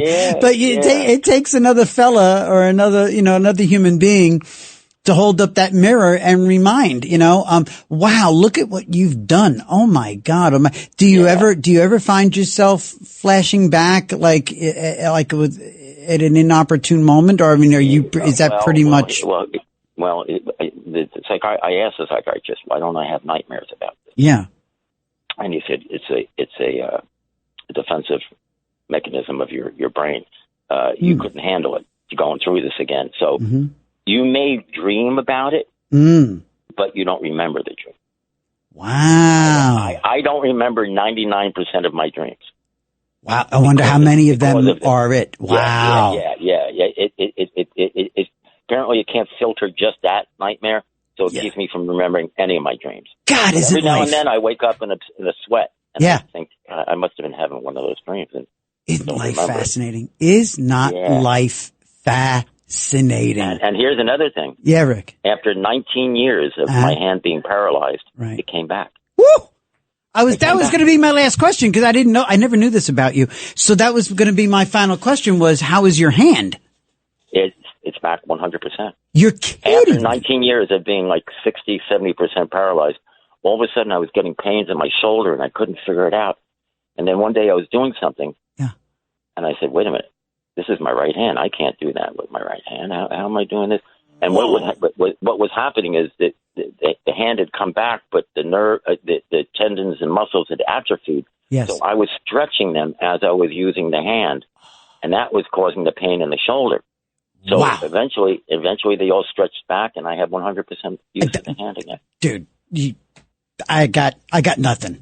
I got nothing but wow. That's it. Rick, thank you for calling in with that from out of nowhere. Rick literally just turbocharges the conversation. Thank you, buddy. Thank you for that. Like, that was a multi-faceted wow. Thank you. Lenny and Johnny, you're right. Yep, that was Jerry Reed. And I'm just gonna take the thunder there because we got to get to the top of the hour. Joaquin, stay right there. Johnny and Lenny, if you want to hang and talk about some fun stuff, by all means, when we come back. It'll be the 4:00 hour, and we're going to learn a little bit about a guy who's in line to be a saint, all based on a life of sobriety. It's Another Side of Midnight with TJ McCormick here on 77 WABC. We shall return.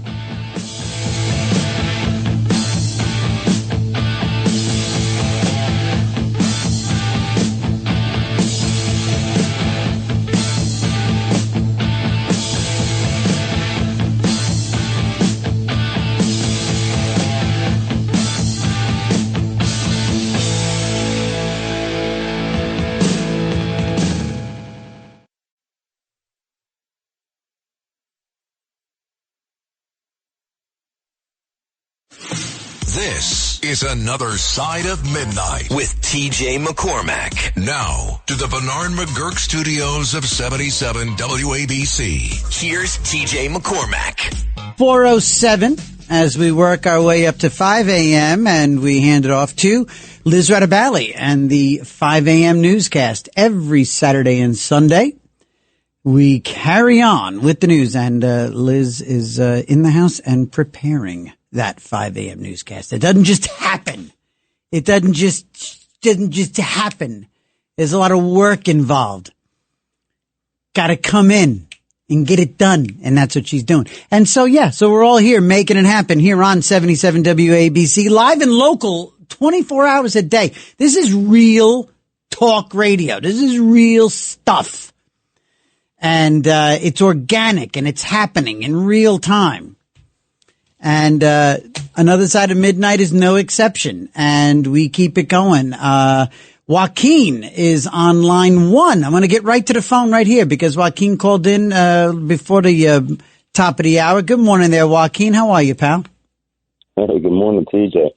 Hey, I got a story that's a little hair-raising. Ooh, okay. Say, Rick's story is pretty amazing. I mean, I can't imagine what that would be. Can you even? I didn't know that about him. Did you know that about him? He has told that story before, but okay. But that's pretty incredible to really put yourself in his situation. Oh, that's indeed. But yeah. So anyway, you have to picture this because the layout goes to the story. Okay. I had a house it was a high ranch, and so from the inside, from the kitchen, there was a flight of stairs that went down to a landing. Okay. And then they continued down. Was down to a side door in the apartment I had downstairs, where I kept my big German Shepherd outside the big pen, right? Everybody was scared by him. He was pretty massive. So anyway, then there was a landing out the front door that went down. All right. So one Saturday, I worked nights, so it had to be like late Saturday afternoon. This woman all of a sudden comes in the front door, and she's standing there looking out the window. I look at her, what the heck is going on here? I says, excuse me. And she goes, they're trying to kidnap me and kill me. I was like, what? What? And I said to my wife, I go get me one of my guns, because in the other end of the house was the bedroom, but the problem is my guns, of course, were unloaded, and the ammo was set, and my wife goes, I don't know what to get. So next thing I know, I see he said there in a brown Camaro. I see a brown Camaro pull up. I was like, oh, no. I said, call the police. I jumped down the stairs. I went out the front door, closed the door behind me. And I put my hand behind my back like I had a gun as I walked up the driveway. And I said, "You're going to stop right there." Well, hold on. Let me just back up just real quick here, Joaquin. Okay, I'm sitting here. I forgot that I was on the phone with you. I felt like I was watching a TV show. Okay, hold on a second. So this woman shows up on your property for a second. Okay, so this is not your neighbor. This is a woman shows up on your property saying that they're in coming. My house. Shows up in your house. Okay, in your house. This brown Camaro. Okay, so you're not asking questions yet. You didn't have time to say what, who, where, what. This all happened in rapid succession. Woman shows up, she's in your house. Okay, they're coming to get me. Next thing you know, first she's standing there down at the bottom of the stairs, looking out the front door. Right. And I said to my wife, I said, Diane, go get my gun. Go get me one of my guns. And she goes, I don't know what to get. And moments later, the brown Camaro is in your driveway. And then the next thing I know, the brown Camaro pulls up in front of the house. Okay. And so I basically... So no gun. You're walking out with your hand behind your back as if you had a gun. Well, I walked out the door. I mean, I've used this move before, actually. Okay. And, I did use a gun once to defend myself. I didn't actually shoot somebody. But, okay. So anyway, I was, I had a long shirt on. Okay. And so I jumped down the stairs. I go out the door. I pull the inside door closed. And I'm thinking, okay, if I have to, I'm going to try and jump over the side and get to my dog. Right. On the side of the house. Your scary dog. Right. Yeah. Yeah. So I'm standing there. I run out the front door. And when I come out the front door, I look at these two guys, and then I go and put my hand behind my back under my shirt. And I'm like, you better, use the French. You better hold it right there. Yeah. And then, what'd they look like? What'd they look like? They were, Well, hold on a second. What did she look like and what did they look like? Paint a picture. What did she look like? Was she pretty? Was she old? Was she young? Was she disheveled? Was she a drug addict? Was she middle aged? Not really disheveled. She just, well, obviously you could see she was troubled. I mean, she thought somebody was she said she thought somebody was trying to kill her. Okay. All right. And these guys show up coming up your drive. What did they look like? Paint the picture for me with them. They were basically like about 30 years old, medium build, white guys or whatever, and so they start walking up the driveway. And I did and I said, and they stopped. And so then the guy's trying to, he's talking to me, goes, look, he goes, I don't know if you remember me. He goes, I live down the street. And I was like, okay. Yeah. And as it turned out, it was his sister-in-law, and she was having some kind of a mental breakdown. That's what it turned out to be. Oh, my Lord. Now, that's a situation, right, that could have gone sideways with no effort whatsoever. That could have gone sideways. That could have been dog attacking the wrong guy. This could have been like Joaquin's life gets really complicated really quick because of like just one bad moment. But it sounds like it resolved itself in pretty short order. It resolved itself, but as it was going on, I mean, it was, can you imagine someone walks in your front door and then, right? All this just transpires right in front of you like that. I don't need any of that. I don't need any of that. Well, yeah, there you go, Joaquin. There you go. Like, great story, though. Great story. And I tell you what, though, this week, I had a situation where I got a phone call from somebody because I do this. Because I do this and I do TV and I know reporters and I know politicians and I just whatever. I'm not important or fancy. But again, thanks, Joaquin. But I got to tell you, friends, all of a sudden, like Joaquin's life could have gotten complicated. I don't want any complications. Right? I'm saying that to thousands and thousands of people at once. I'm talking on the radio, right? I go on TV. I do things. Okay. So there are moments, my life kind of goes in flurries and flourishes. When you do this, you have a kind of a flourishy kind of life, right? Fancy moments and moments and instances, that get shiny and flashy and complicated by design, because I talk to a lot of people at once. Big social media presence. You can, by the way, at TJ McCormick on X and everywhere else at TJ McCormick if you want to. But so dig this. So I get a couple of texts and they reached out also on Twitter, X. They found me on X too. A neighbor, a person in my town,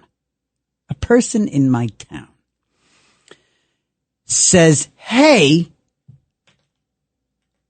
somebody has an interesting story to tell you. Can I put them in touch with you? And I said, I'm always very hesitant. I'm like, what is this complication? I don't want a complication in my life. And like, no, but it's an interesting, he has a story and he has a story to tell and he wants to we thought maybe you could put him in touch with like the right person. And I said, And so they said, yes, he has to leave a foreign country tonight. He'll be in touch tomorrow. Can I give him your number? And I said, well, yeah, sure. Wait a minute. What do you mean he's leaving right away? I'm regretting it. Right away. I'm wishing I hadn't said yes. By all means, give him my number. Because the conversation then turns to, yes, he was falsely accused of something. And he wants to get the word out that it was a false accusation. And I'm like, oh, no. I don't need this. And they're like, okay, so thank you. Thank you, sir. Now I sound like Trump. Thank you, sir. He'll be in touch in the morning. We gave him, and he'll be calling you at this number. Oh, God. What have I gotten myself in? So the next day, sure enough, my phone goes. It's a number I don't recognize. I've got a call screening app. Guy's talking to my call screening app. It's the name that I'm expecting, right? I get on the phone with the guy because now I just want to nip it in the bud. I don't want any part of it. So the guy, he starts talking to me about this. There's a false accusation. And by the way, understand, I never heard any part of this story because I didn't want to know anything. My goal was to get into this conversation and get out without being told a thing. So this fella says, Mr. McCormick, I said, yes, please don't tell me your last name. I said, matter of fact, I'm just going to call you your first initial. And he said, okay. I said, so first initial, it sounds like everything is okay, right? I mean, like, you just left that foreign country. You're traveling back and forth, right? He said, yeah, I had to leave in the middle of the night because I was told that, they could reach out to me at any time, even if I didn't want. And I said, listen, go live your life. I don't want to know anything about your story. I said, I'm not going to put you in touch with any reporters. I don't think you should talk to any politicians. I said, how about you do this? I said, how about you? I said, you're out of this situation, this false accusation? He said, yeah, it was several years ago. I said, well, then why are you talking to me now? If the false accusation is over and nobody cares, why do you want to put any legs under this? I said, go get married and have kids and make money. And he says, yes, if they let me. And just as I was about to say, who's they? I said, no, good. Okay, good. And do you know why? I wanted no part of this? Because I just need to just be. Okay? Because I'm a sober guy. This is what I learned in sobriety. Keep it simple. Matter of fact, you see on the walls of AA meetings, you see the sign that says KISS. Keep it simple, stupid. That's me. I'm TJ and I'm stupid. And that's why I got to keep it simple. Stupid. And so I came right, my toes were, because I'm curious. When somebody calls me and says, hey, we have somebody who is falsely accused of something in a foreign country and they want to clear their name and they want to further clear their name, can we put them in touch with you? Right away, I think, ooh, maybe I can make a buck or two. So, because I'm sober, I know that I got to keep it simple. And very simply put, I got out of that situation without knowing anything. I'm as dumb now coming out of that conversation as I was going in. I played it right. I got out of it without any information. So here we are in the recovery portion of our show. We're going to take a quick break. And when we come back, we're going to talk to Father Doug McKay, who's going to tell us about somebody who's in line to become a saint. And it's based solely on his work getting people sober. Ain't that beautiful? It's Another Side of Midnight with TJ McCormick here on 77 WABC. It's Another Side of Midnight, 77 WABC.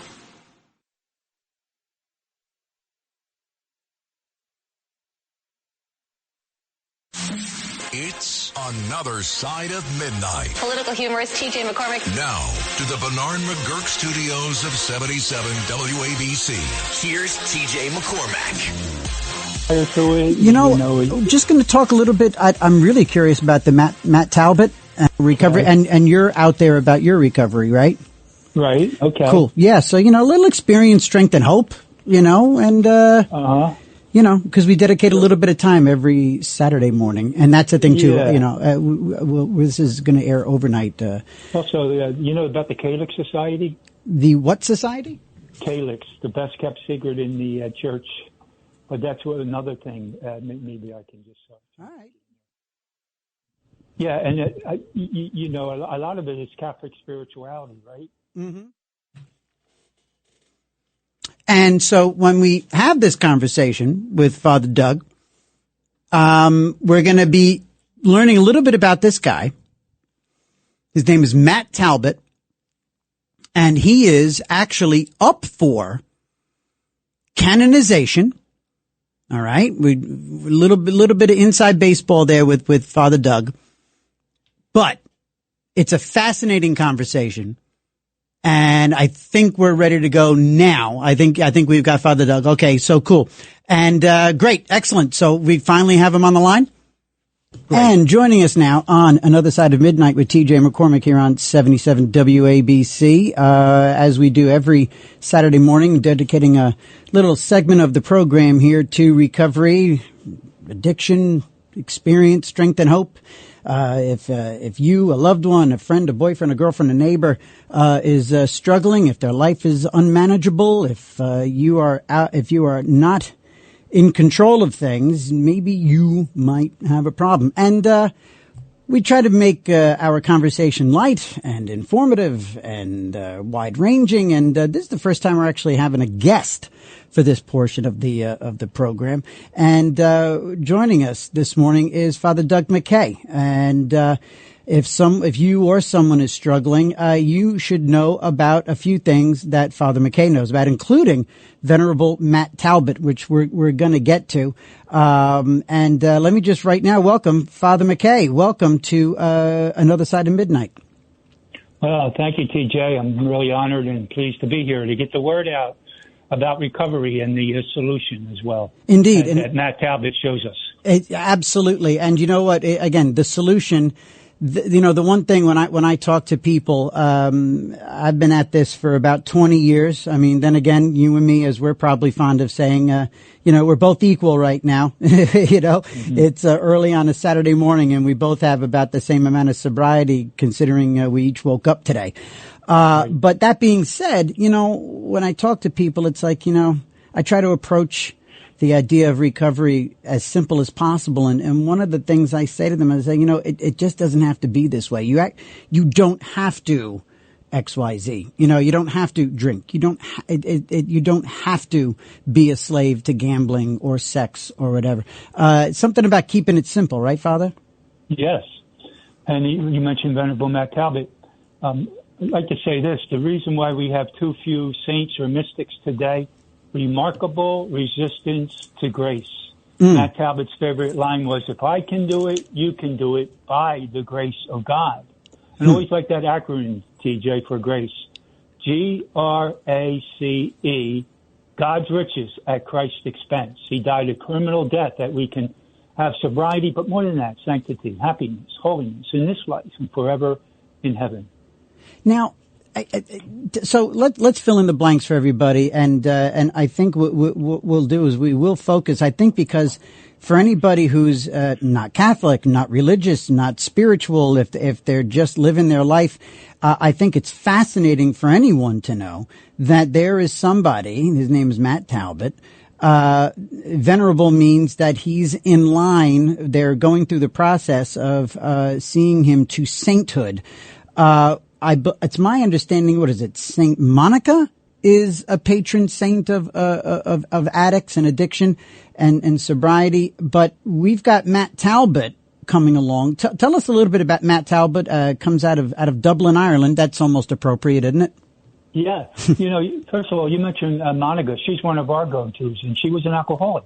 Right. And a lot of people don't know that. They pray for their wayward children, not knowing that Monica really suffered from alcoholism. Mm-hmm. And she was in charge of the wine cellar as a young girl. This is before she was married. And she would start going down to the wine cellar for the dinner wine, and she would start drinking cups full of wine. And the maiden said to her, "You are a wine bibber." And she started to gossip about her. And Monica has her moment of truth. But her son Augustine writes in the confession, says, "My mother had a disease 1,600 years ago called alcoholism, a disease. And there was no remedy for it except the medicine of God." It's always a grace. Teacher, always a grace. Indeed. We have nothing good in us. It comes through us. It comes from God himself. And he's the solution to all of our problems and answer to all of our questions. And so, amen. Amen, indeed. There's nothing I can say to that except amen. And so, and again, we're speaking with Father Doug McKay here on Another Side of Midnight with T.J. McCormick. 1-800-848-9222 is the number to be a part of the program. Father, so tell me, Matt Talbot, Matt Talbot Society, tell us about Matt and how he came to be on the road to sainthood. Yeah, well, Matt Talbot was an alcoholic for 16 years. And as the story goes, in the pubs in Ireland, he would steal and rob and even sell his shirt, his shoes, anything to get a drink. But after 16 years, he has a moment of truth. And he tells his mom he's going to have to take the pledge. And she says to her, Elizabeth says to her son, "Well, you better keep it." He said, "By the grace of God, I will keep it." And he takes the pledge. And after he takes the pledge, there's no AA meetings at that time. Yeah, what time period are we talking about here? Yeah, June 7th. We just celebrated 100 years. Okay. So he was born on May 2nd, 1856. Gotcha. He died on June 7th, 1925. I just came back from Ireland and we celebrated his centenary there, the 100 years. Okay. But anyway, after he gets his sobriety, there's no 12-step programs at that time. 25, AA starts in 35. Right. And then his recovery meetings were going to Mass, going to church, prayers, praying his rosary, going to confession, reading the lives of the saints, being inspired by other people. And after a while, he starts to you live the gospel of Jesus, and he denies himself. He begins to fast, to pray, to mortify himself. He strengthens his will, and he starts to become a very holy man, a mystic of Ireland. That's what we're calling the movie that's coming out. Matt Talbot, Urban Mystic. I love it. And the whole thing, he becomes a holy man, and what the church is looking for are physical miracles to raise him up, to bless it, and then to become a saint, another miracle. Right. But Matt Talbot's miracles are all moral miracles. Thousands of people stop drinking, drugging, whatever the addictions are, through Matt Talbot's intercession, and they find that sobriety and holiness and that strength that's not their own from God. But yeah, Matt Talbot is also the patron saint of our Catholic Society. Catholic Society, it's like AA. When you're at AA, it's really for sobriety, and it leads you to your higher power. So the Catholic Society becomes not the higher power, the highest power. We always say it's the only power because it's Jesus. Right. So it's in this power that we find sobriety, but also sanctity. So like at a Catholics meeting where it's faith sharing, you can't really talk about the Blessed Mother and the Catholic faith in AA meetings because there's different religions there. Yeah, it's sort of it's a secular approach to spirituality. Exactly. Yeah. So the higher power was if you were a Muslim, you go to your mosque. If you were Jewish, you went to your synagogue. If you were Christian, you went to your church. It wasn't you go to the doorknob, Santa Claus, or anything like that for your higher power. So, Father, that was I'm sorry. I'm just curious. I wanted to just touch on this whole process of becoming a saint. Father Doug McKay, these were miracles, not physical miracle. What did you call them? What kind of miracles? Moral miracles. So how is drinking? Right. So how is the church receptive to this sort of miracle? To have other saints become saints after having been attributed moral miracles as well, or would Matt Talbot be blazing a trail here? I think Matt Talbot is blazing definitely a trail. We just had the movie come out, and in fact, Cardinal Dolan is on the movie, and it's good that you bring this up, TJ, because Cardinal Dolan speaks about the moral miracles, and he was telling a story about a bishop with John Paul II. Mm-hmm. And every time John Paul II, the Pope, would see the bishop, he says, "Why isn't Matt Talbot canonized yet?" He said, "Well, because the moral miracles are there. Because the physical miracles are in there." He said, "What about all the moral miracles?" And John Paul says, "Give me the phone. I want to talk to the congregation of saints." And he said, "What about the moral miracles?"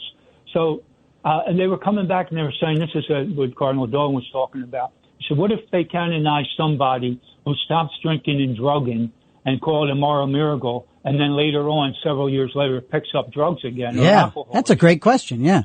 But and Cardinal Dolan used this question. What if somebody had cancer and it goes away, but then it comes back several years from now? Does that mean it was less of a miracle? Right. And today they can do brain scans. Yeah. They can look at the brain, what alcohol does to the brain, and do another scan to see how the brain is pretty much cleaned up and healed. Yeah. So that's all, like you say. I think he's blazing a trail for moral miracles. Talking to Father Doug McKay here in our segment on recovery, as we do every morning here, every Saturday morning on Another Side of Midnight here on 77 WABC. And so, Father, we talk about the spiritual malady of addiction. What do you mean by spiritual malady, and how do we address this spiritual dimension of recovery for those of us? And I think more than a few of us in the audience and talking now are in that group who do lead somewhat of a spiritual life. We can leave Catholicism on the side here for a moment, but just generally speaking, how do we go about addressing a spiritual malady of addiction? Well, when I hear spiritual malady, it's like a sin. It's a sickness. Mm-hmm. First of all, we're all spiritual. Sure. We're spiritual beings having human experiences. I bless a lot of bodies, from overdose deaths, TJ. Yep. And when I see that body, it's a corpse. The soul's not there. You see, my soul animates my body. I have an intellect, a will, and a memory. And I say to my hand, raise up, and it raises up. I'm communicating with you now because I have a body. Mm-hmm. But it's my soul that animates that. But here's the real thing. What animates the soul? It's the presence of God. I can't do anything without him.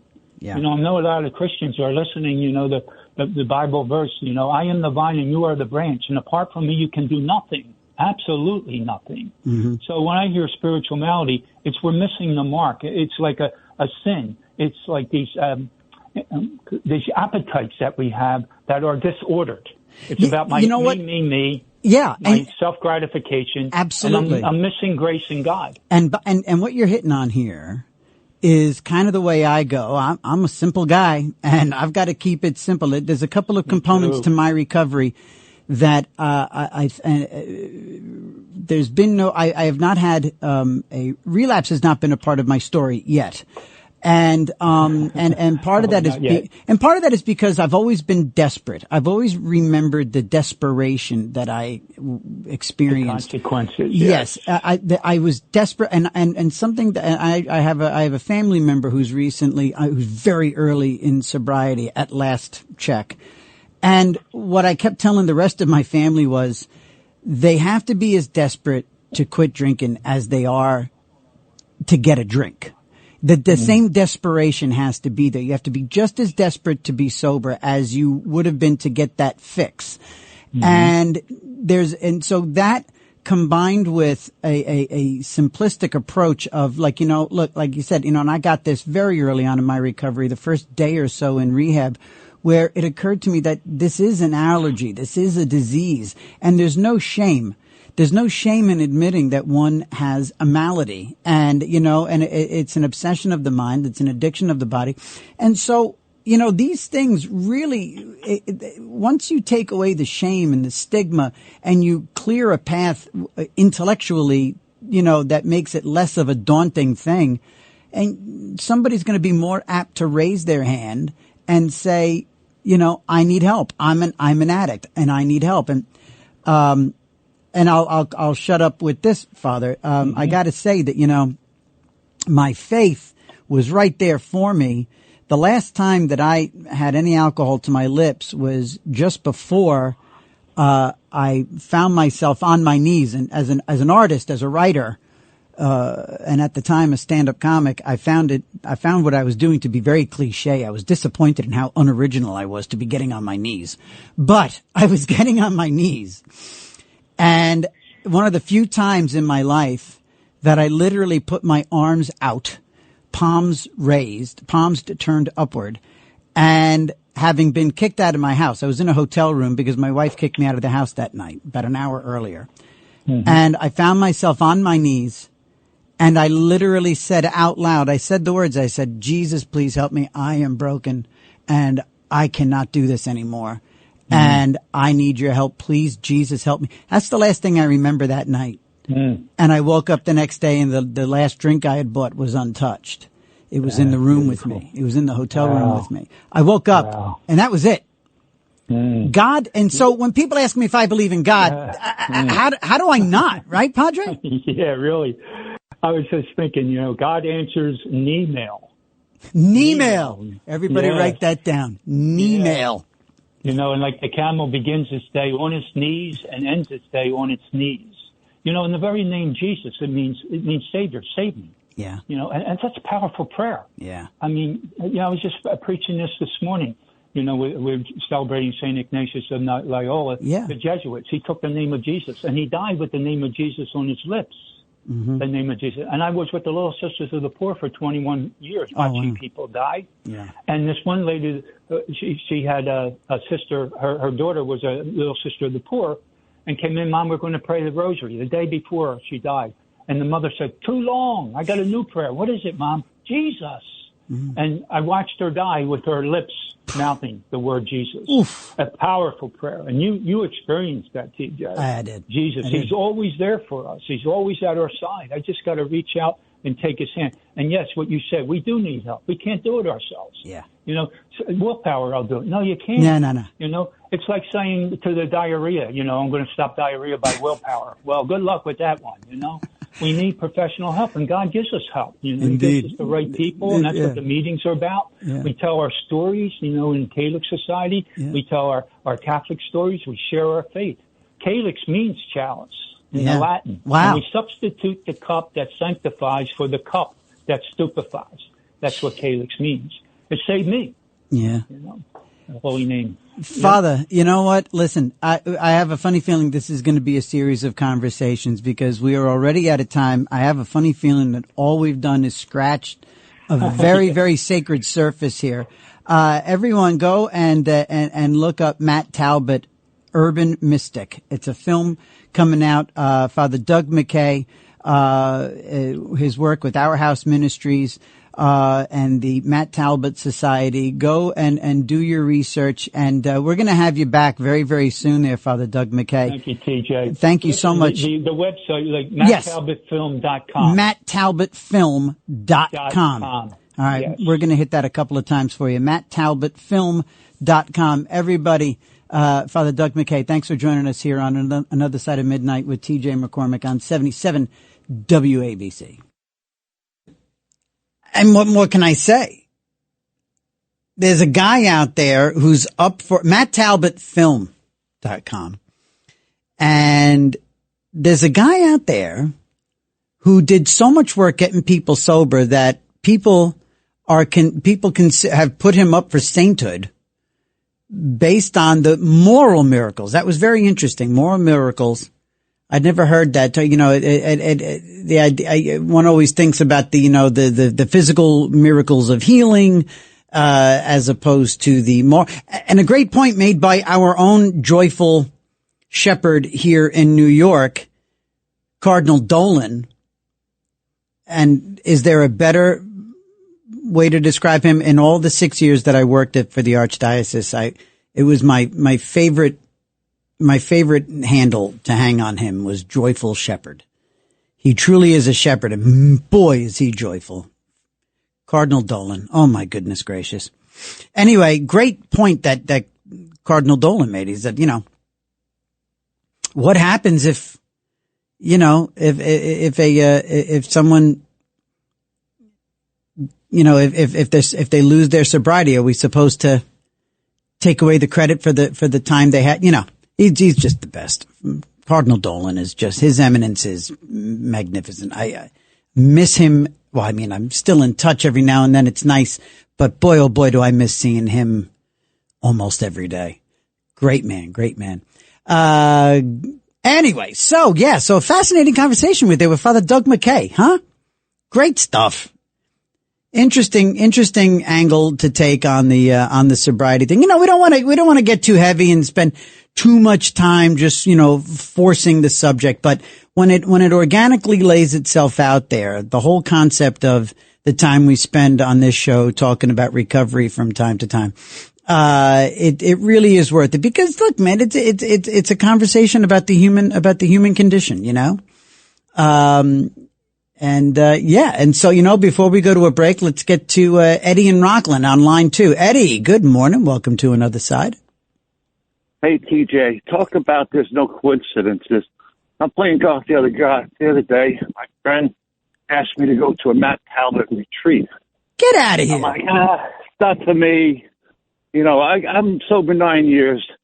And, I don't like this touchy-feely stuff.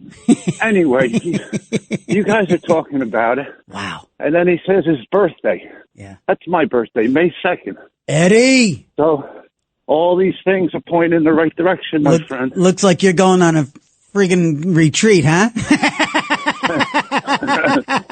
Gotta be by the grace of God. You're going on a touchy-feely. By the grace of God, indeed. Where, one of these days, maybe I'll bump into you at a meeting. Generally speaking, where in Rockland are you? The 7:30 meeting in Nyack called the Sunrise Group. I'm going to try to get there. All right, buddy. That'd be beautiful. All right, man. God bless. Trudge on, baby. Trudge on, Eddie in Rockland. Wow, huh? There's a message. Isn't that great? So his buddy, he's golfing and says, let's go to a Matt Talbot retreat now, thanks. And he tunes into my dumb show here and talking to a priest about Matt Talbot. I love it. And it's his birthday. Same birthday. All right. Sorry about that. Sorry, Eddie. You got to go. Okay, gang. It's 4:45. So it's quarter of the hour, or almost to, Liz Radabali time with the 5 a.m. newscast here on 77 WABC. We are the gold standard. We are broadcasting from the Bernard McGurk studio here at 49th and 3rd. And this is the promises, man. No sobriety, no TJ here at 77. And this is a lifelong dream. So I'm grateful. And I'm grateful to be talking to you all. So I'm going to take this quick break and get back and continue talking to you here on Another Side of Midnight with TJ McCormick. 1-800-848-9222. 77 WABC. It's Another Side of Midnight. 77 WABC.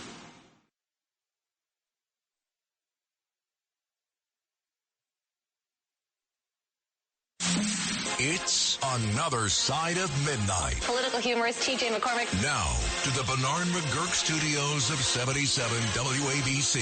Here's TJ McCormack.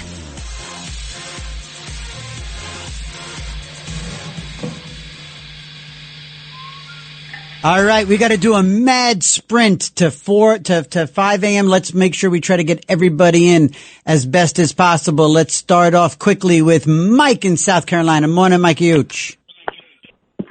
Good morning, TJ. Hey. I just woke up a little while ago. The guy that picks up the phone, I asked him what his name was, and he says, "Don't worry about it." I said, "Okay, I won't worry about it." Whatever. Oh, God. You are a beacon of light to people that I've heard on your show. Yeah. I mentioned last time, a couple of weeks ago, he was crying. Yeah. And he had 3 kids going through a divorce. And you are, you're an influence on people. And I'm 71 years old. Yeah. And we all have bumps in the road in life. Yeah. And you know what? Speaking of life, I was a drummer, whatever. Here's a song, Do the Walk of Life. Uh-huh.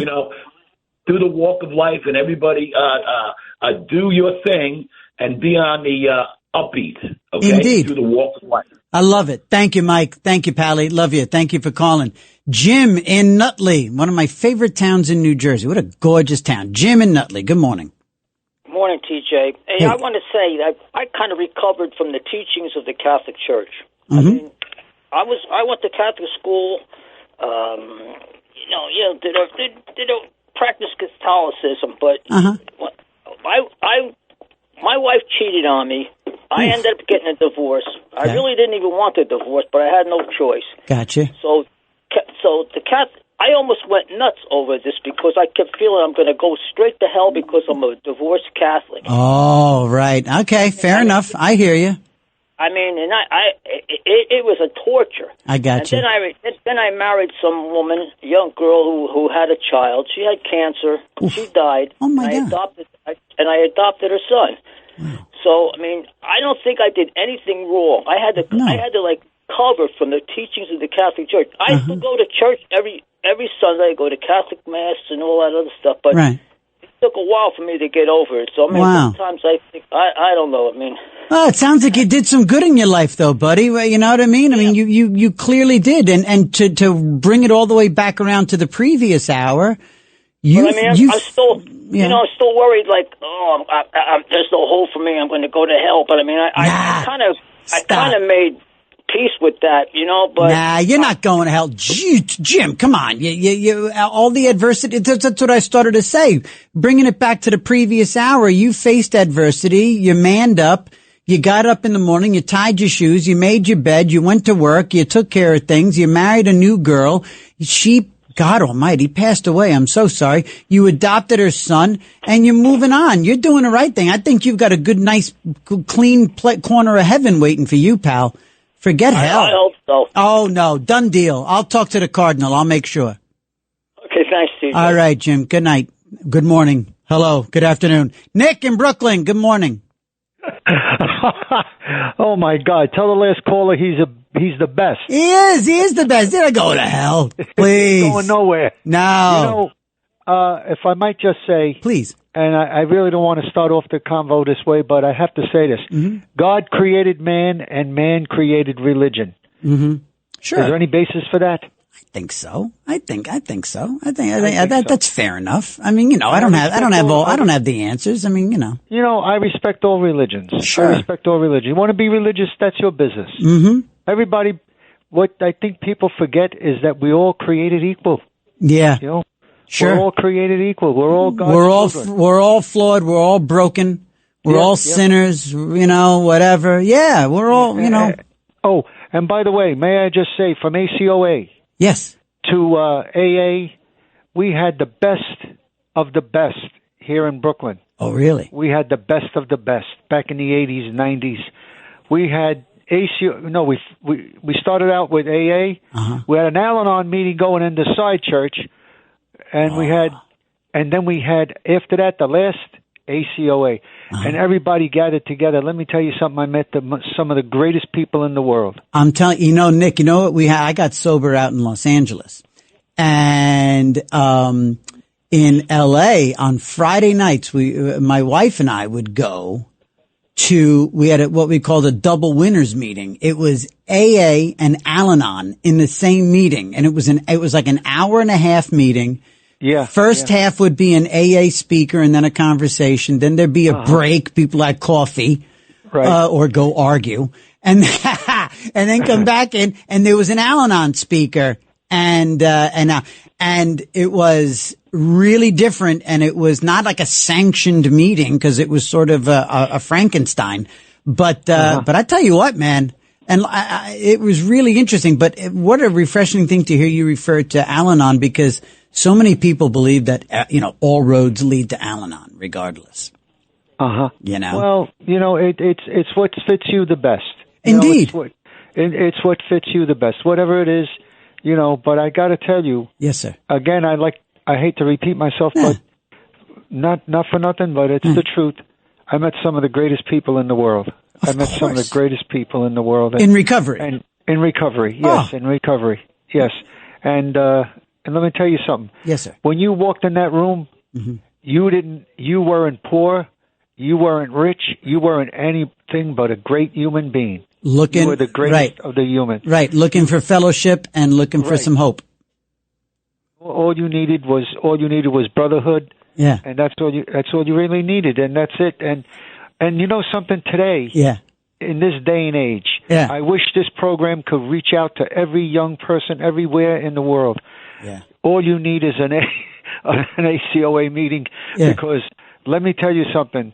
There's more dysfunctional family systems in the world than there ever been. Indeed, Nick. History. You're right. And you know something? It doesn't cost a penny. All you got to do is walk into the room. That's it. Sit. You don't even have to. You don't even have to raise your hand. You can just sit and listen. No. Yeah, exactly. And you learn. And you listen. And the wisdom you gain is beyond. Right. You learn how to live life all over again. Nick, I got to jump. I got to get over to Gary. Thank you so much, Nick, for calling in. I'm grateful. Gary in New Jersey, you're going to bring us home here, Pally. Good morning. Okay. Well, I'll be quick. No. You're good. You're good. Oh, okay. I heard you talking about how long you were sober. Yes, sir. I've been sober 30 years. Oof. And the reason I got sober was because my girlfriend at the time was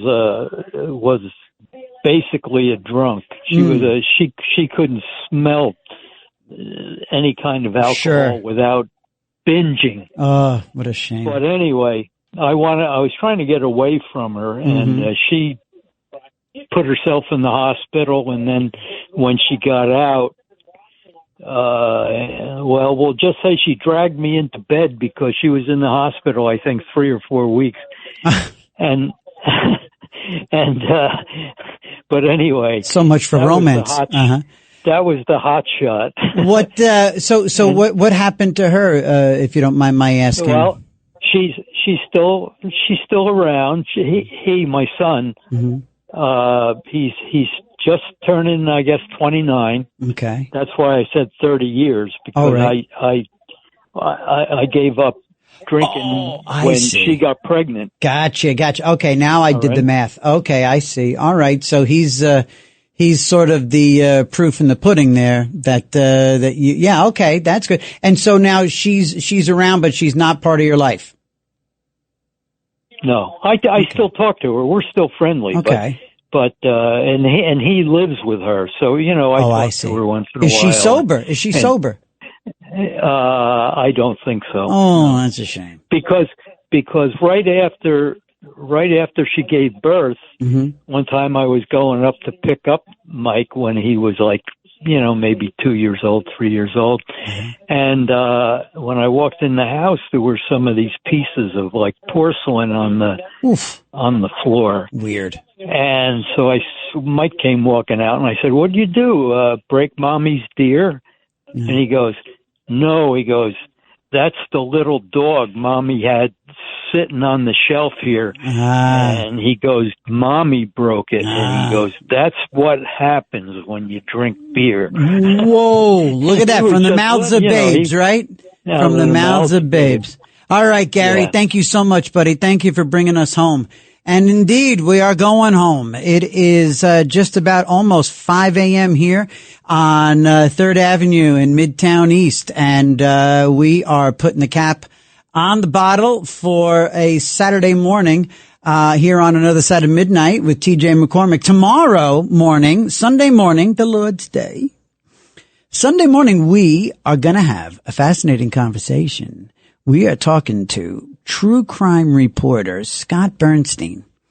We have got, according to Scott, and more than a few other people, the definitive, final answer, the story about what exactly happened to Jimmy Hoffa.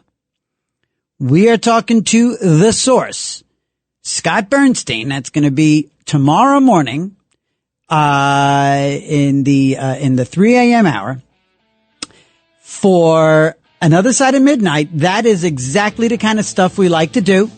It's kind of mystery, kind of true crime. Well, it's a little bit of both, right? And it's off the beaten path, and it's going to be a little bit of fun. And so it's perfect for us, right? Yes, right. And I'm going to tell you about the diner breakfast I had last week. Oh, I treated myself. All right, not this morning. This Saturday morning, I'm going home, going to bed, empty tummy. All right, gang. I am so grateful for all of you. And I look forward to tomorrow morning right here on Another Side of Midnight, 77 WABC. Liz Radabali is next with the 5 a.m. newscast. Until tomorrow morning, I wish you all the luck in the world.